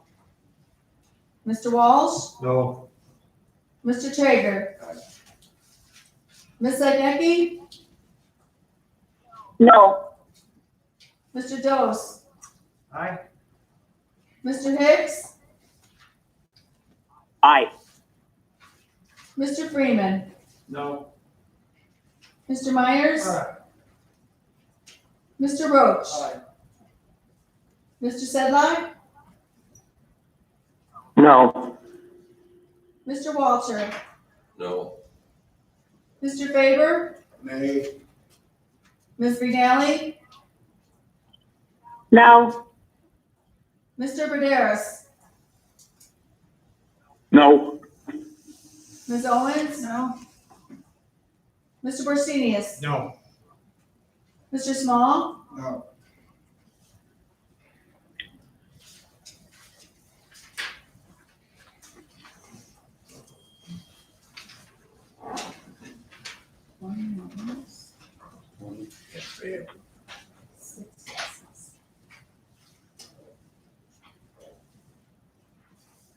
Okay, 20 noes, 6 yeses, motion fails. Okay, next on the agenda is, yes, Mr. Dawes. This resolution set the salary, it did not set the pay increases, so therefore now these people will get paid zero, am I correct? It's pretty specific, you basically said they are not getting salaries. There was no amendment to change this, we were voting on salaries, we were not voting on pay increases. The old salaries remain in effect. Pardon me? The old salaries would remain in effect. Okay, That's my opinion. That's not what this says. On what, from the past resolution that expired? We didn't decide to go ahead and extend that past resolution. So that reverts back to zero? No, I don't think so. Well, I think we should have thought about what we did before we voted. So, to me, that's a raise.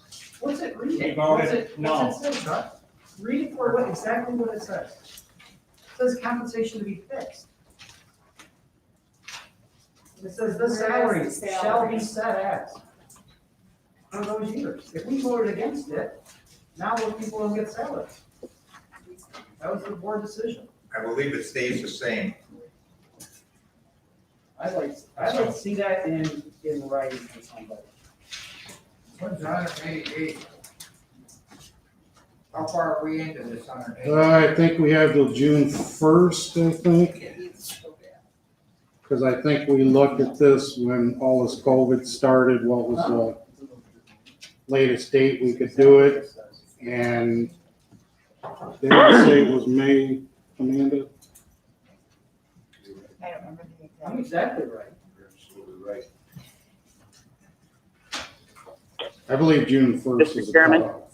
Yes, Mr. Hicks? And I'm in agreement with Brian, Mr. Dose. I just want to confirm with George that does it automatically extend? Because I thought we were required to establish the pay, and if it was established and expires, does it still continue? I mean, does it expire?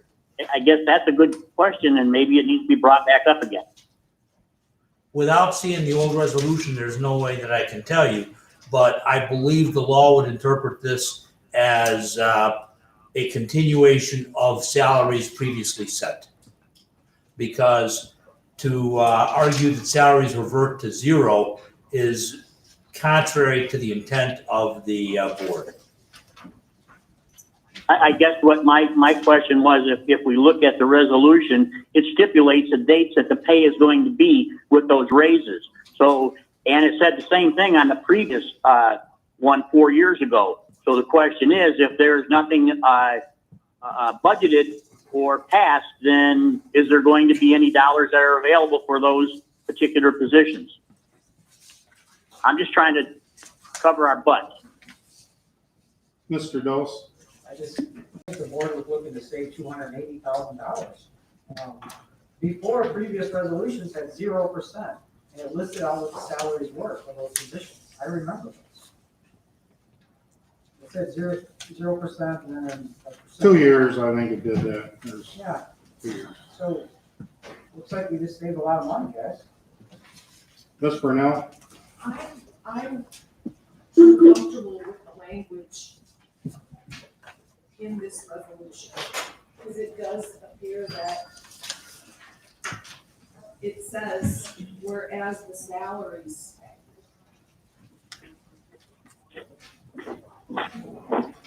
We could recall the vote, make an amendment to the original pay, and vote again. That's what you wanna do, to confirm that they're gonna get a salary. Yeah, but you have to have different language in here, Russell, before we can. Well, we'll make an amendment and put that language in there. Or we put it 0%. Mr. Chairman? Yes. Amanda just gave me a copy of the old resolution, and that goes through November 30th, 2020. So I think to avoid confusion, we could get a motion from the floor to extend existing salaries until further action by the board to increase them.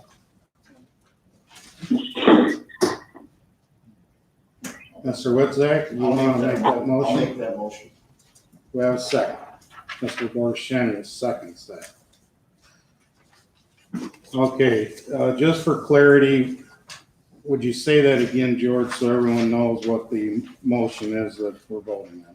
A motion to extend existing salaries for the board chairperson, auditor, circuit clerk, coroner, and recorder of deeds as previously set until further affirmative action by the board.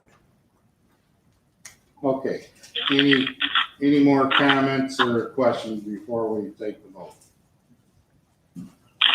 This will be a roll call, Madam Clerk.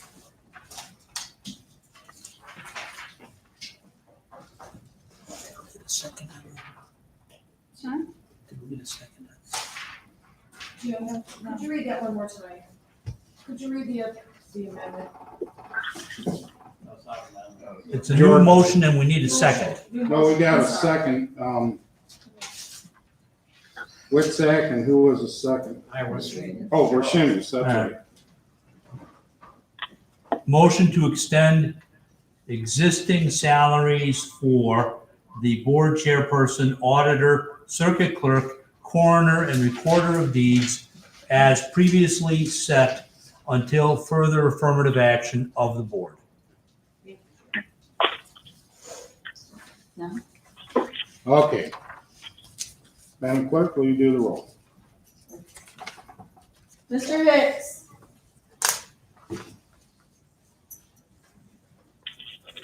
Mr. Hicks? Aye. Mr. Freeman? Aye. Mr. Myers? Aye. Mr. Roach? Mr. Sedlock?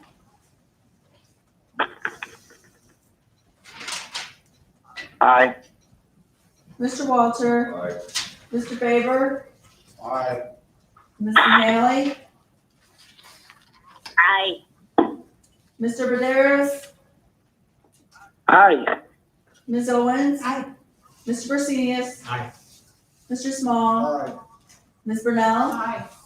Mr. Ospinski? Aye. Mr. Witczak? Aye. Mr. Savage? Aye. Mr. Cassup? Aye. Mr. Torres? Aye. Ms. Bush? Aye. Mr. Tufti? Mr. Bo? Aye. Ms. Corretto? Aye. Mr. Walsh? Aye. Mr. Traeger? Ms. Zagnecki?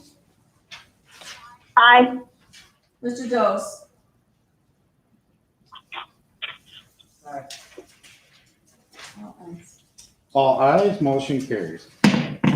Okay, next on the agenda is a resolution establishing the per diem rate of compensation for the LaSalle County Board. Madam Clerk? Whereas the County of LaSalle currently compensates the members of the LaSalle County Board at a rate of $60 per day plus mileage reimbursements.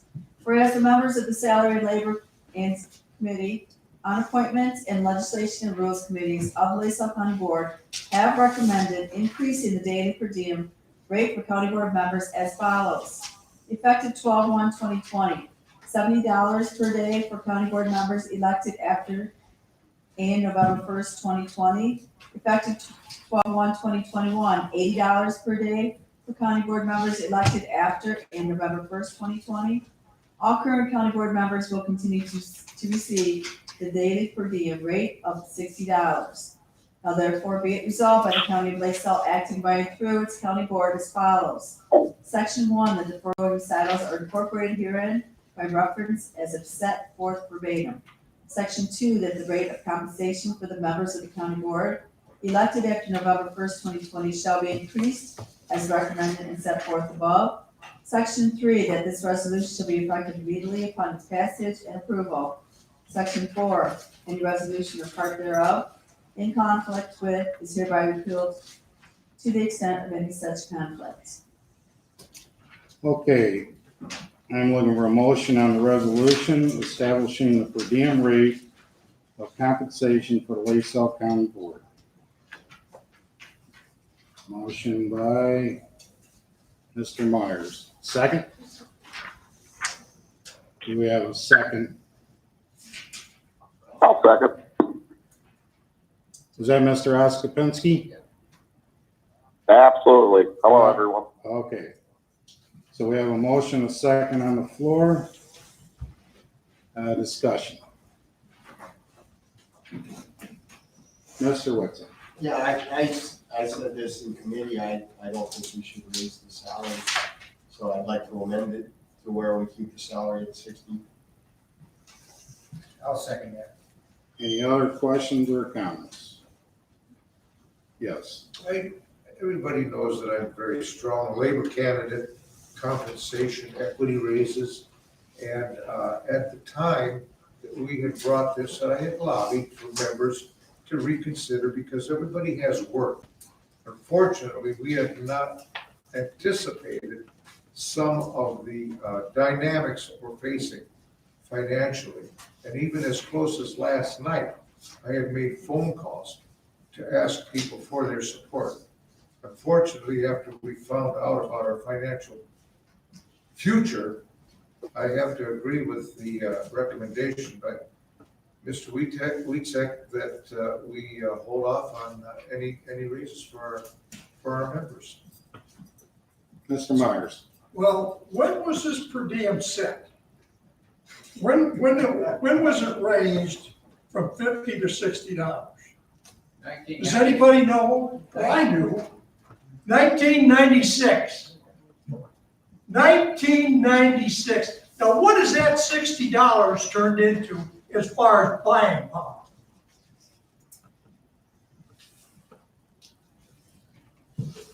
There's not a lot of people pounding on the door to get on the county board. I mean, it's absolutely, it's unbelievable. Unbelievable.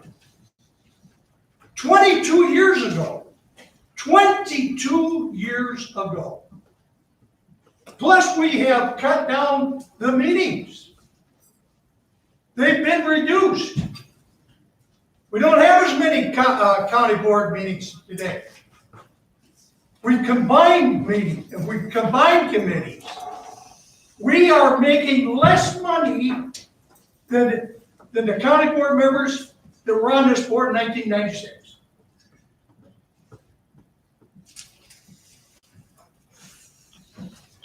Any other So questions? don't let the facts get in the way. Okay, don't let the facts get in the way. And other things what we've done, county board members, new county board members are not eligible for IMRF. We've done away with that. The only other benefit that they can get is they can maybe get on our insurance. Just the county board members. They can't get their families on it. So, you know, those are facts. Those are facts.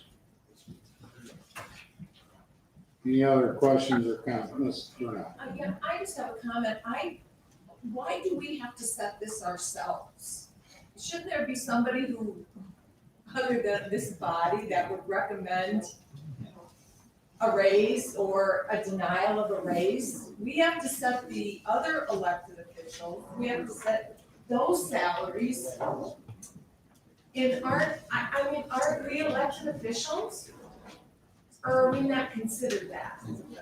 Right? We're an elected official. That's why maybe that's why it's been 22 years. Well, those other elected officials have got raised throughout those 22 years. Well, yeah, because if you look at it, that's probably about 10 election cycles that we've gone through since we've gotten a raise, regular election cycle. There, Any other questions or comments, Mr. Bushin? I'd like to call for the vote, because I'm gonna have to leave here pretty soon. You have a second on Comment, that? Mr. Chairman. Yes. Yes, who's speaking? Comment, Mr. Chairman. Yes, we have a call for the vote. Are you seconding it? Okay, I thought I had a second out here. It was Mr. Small seconds. A call for the vote. All in favor? Aye. Opposed? Call for the vote. Passes. Madam Clerk, this will be a roll call. This is on the Wait a amendment. minute, we got an amendment on the floor. We never voted on it. Yes, we did. Did we? Yeah. So I just vote. Did we vote on that amendment? Pull that mask down for a minute and get some air.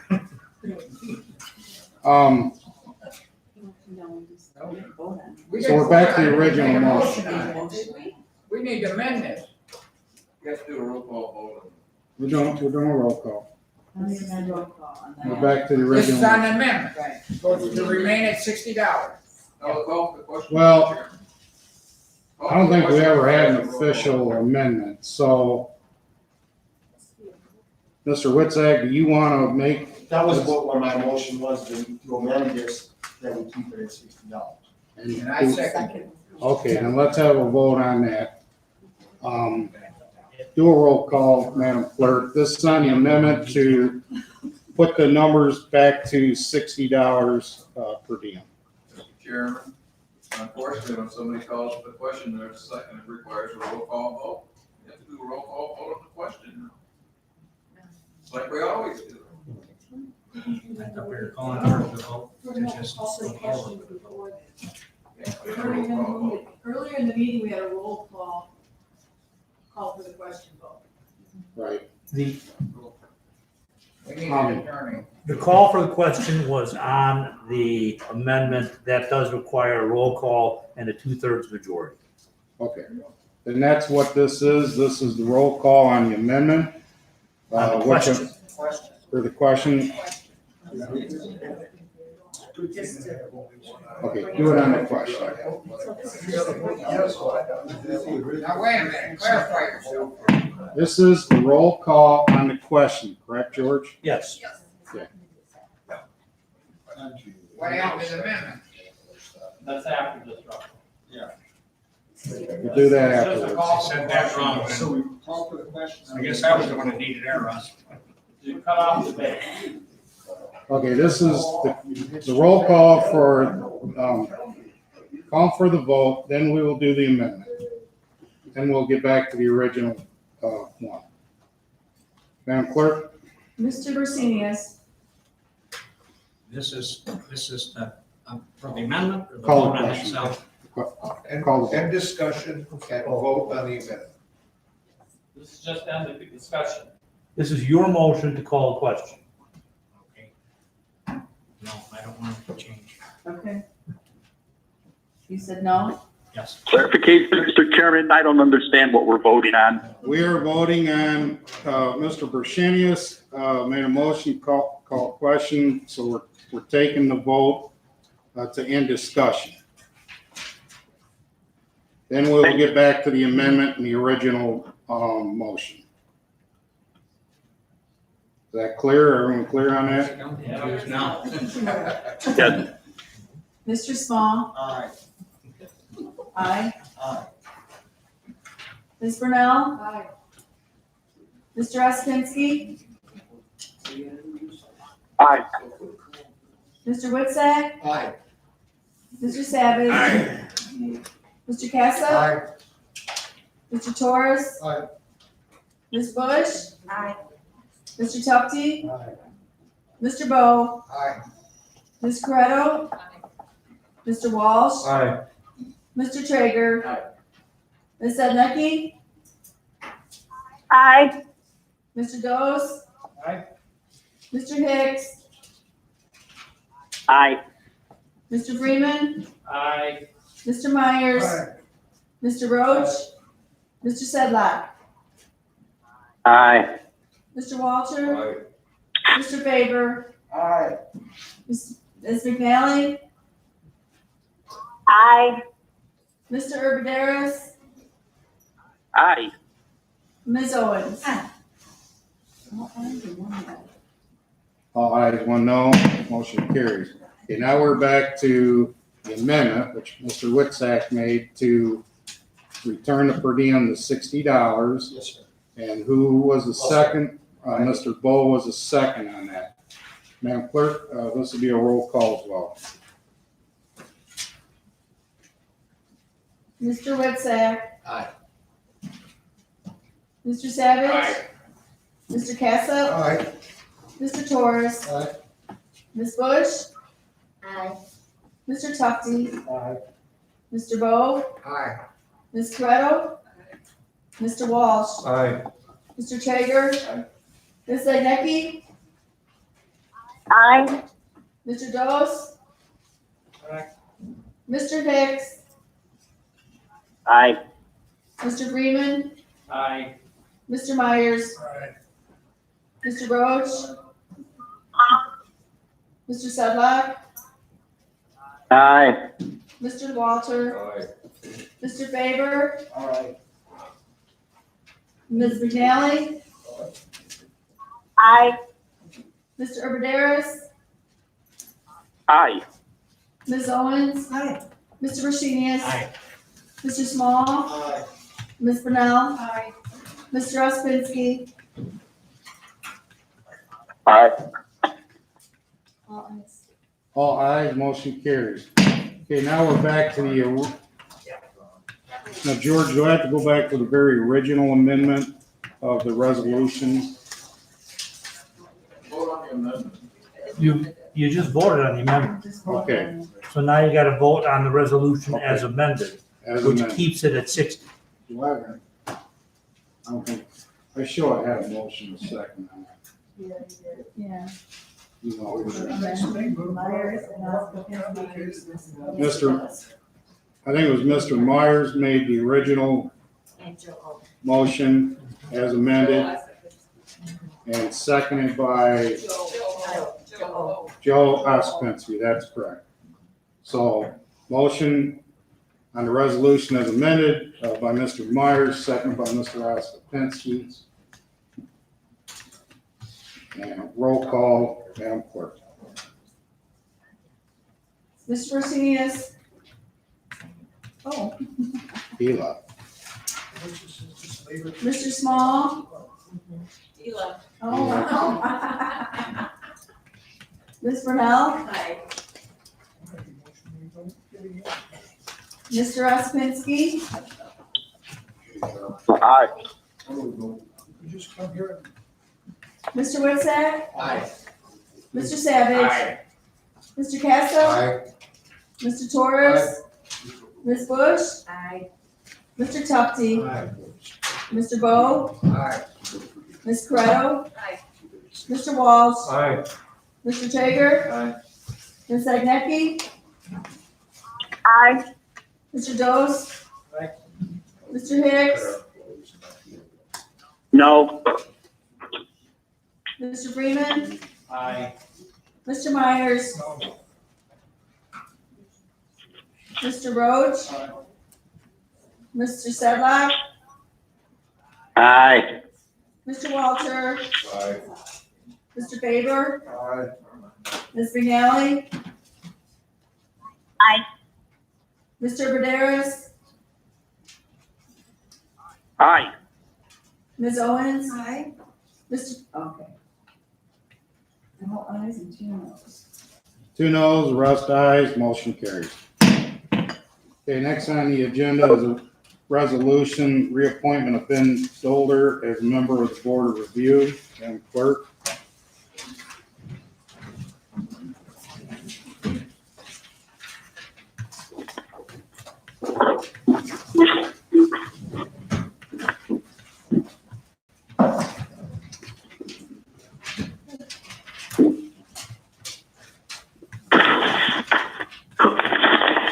George, can these be voiced or they need to be roll? Pardon me? These reappointments, do they need to be roll call or voice? Just voice. Whereas the term of Ben Dolder as a member of the LaSalle County Board of Review will expire May 31st, 2020. Whereas Ben Dolder has expressed his interest in being reappointed as a member of the LaSalle County Board of Review. Whereas LaSalle County Board Chairman Jim Olson recommends that Ben Dolder be reappointed as a member of the LaSalle County Board of Review with the compensation at the sum of $10,000 per year with a term to begin on June 1st, 2020 until May 31st, 2022. Therefore, be it resolved by the LaSalle County Board that Ben Dolder is hereby reappointed as a member of the LaSalle County Board of Review with the compensation at the sum of $10,000 per year with a term to begin on June 1st, 2020 and ending May 31st, 2022, and thereafter until a successor is qualified to be appointed. Okay, I'm looking for a motion on a resolution for the reappointment of Ben Dolder as a member of the Board of Review. Motion by Mr. Roach, seconded by Mr. Bo. Second it? Yeah. Okay, second by Mr. Bo. Any questions, comments on that? Yes, Ms. Bush. How come his salary is different than the other two? Is it just the way the years fall, or? I can't answer that. They were alternates. Oh, those are alternates? Oh, okay. Any other questions or comments? All in favor? Opposed? Motion carries.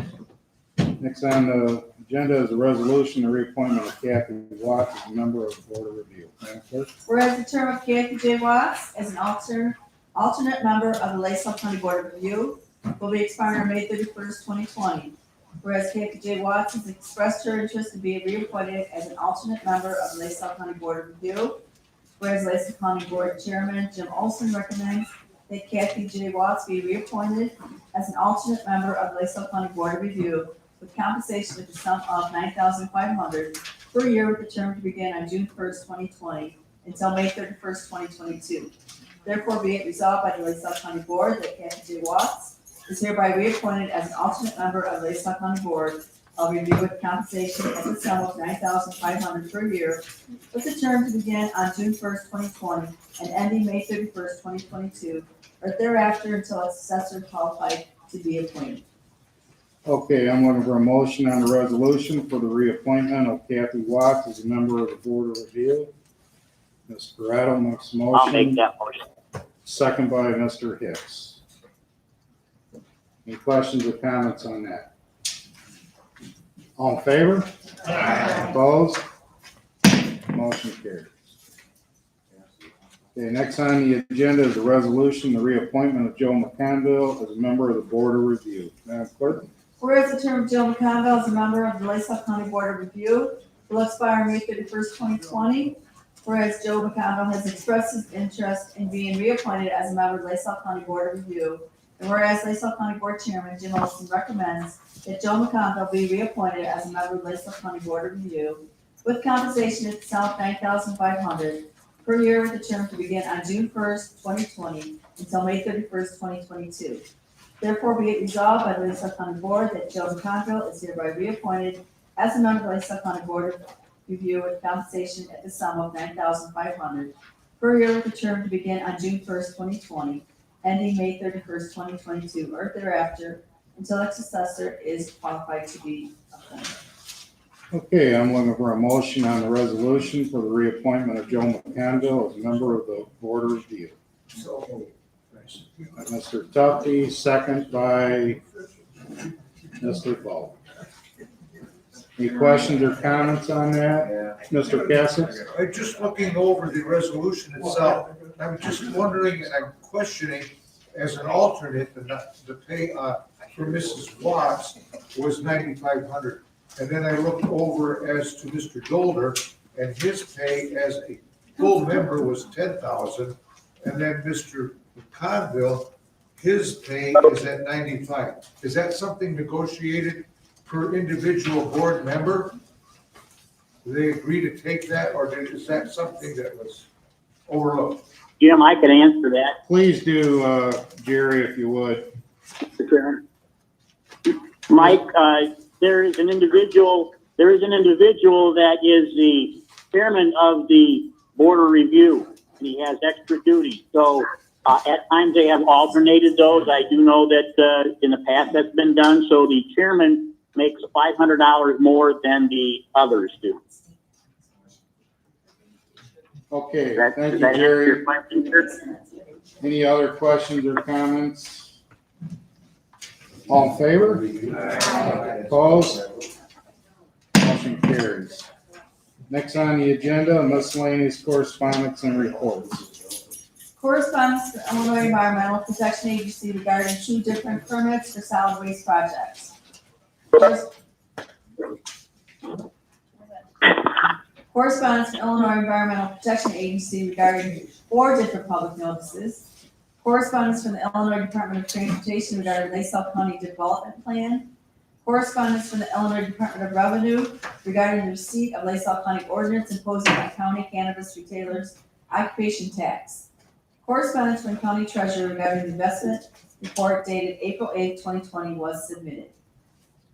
Okay, I'm looking for a motion to approve the miscellaneous correspondence and reports. Mr. Ritzak, seconded by Mr. Torres. All in favor? Aye. Opposed? Couple things I want to add.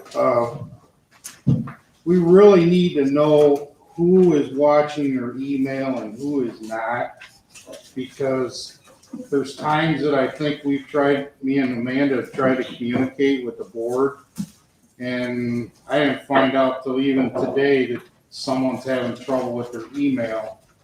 So anybody that wants to get their email, that's not getting to their email for some reason?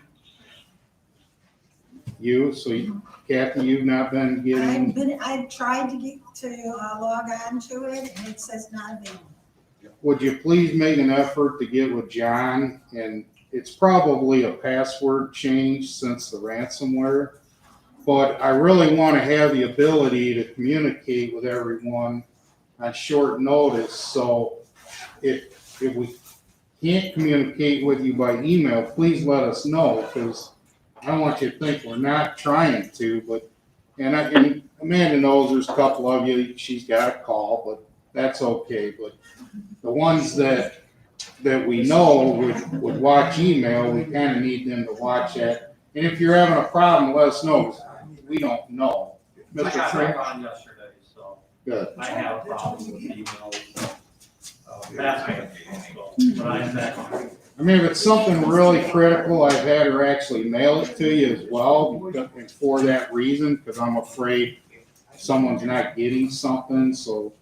Well, yeah, I can get a And message. normally we put it in your box, but back where we weren't having meetings, that wouldn't work as well, so.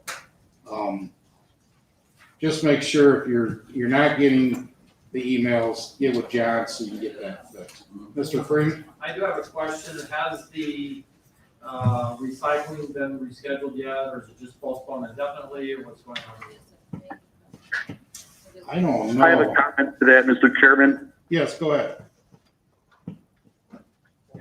At the land use and development meeting yesterday morning, Brian Gift announced that Advanced Recycling has informed the county that they will conduct the next recycling event on Saturday, June 6th. Social distancing will be enforced. All their employees will follow the guidelines. They will be wearing the mask. They will be asking participants to stay in their cars, to wear a mask when they come to the recycling event. Right now, Brian is looking to get the confirmation from the company with the login information and access codes. As soon as they receive that, it will be placed on the county website. On the homepage, just look for recycling event, click on that, and it will direct you to the recyclers so that you can pick a time and it will give you all of the information. Is there any questions? Any questions for Alan on that? Thank you, Alan. Anything else before we adjourn? All right, well, you're a good-looking bunch out there, let me tell you. Probably should take a picture for the history books. Okay, motion by Savage, seconded by Myers, that we adjourn the meeting to June 8th. Your paper probably says the 9th, it's actually June 8th, 2020 at 1 p.m. in room 250. All in favor? Opposed? Motion carries. We are adjourned.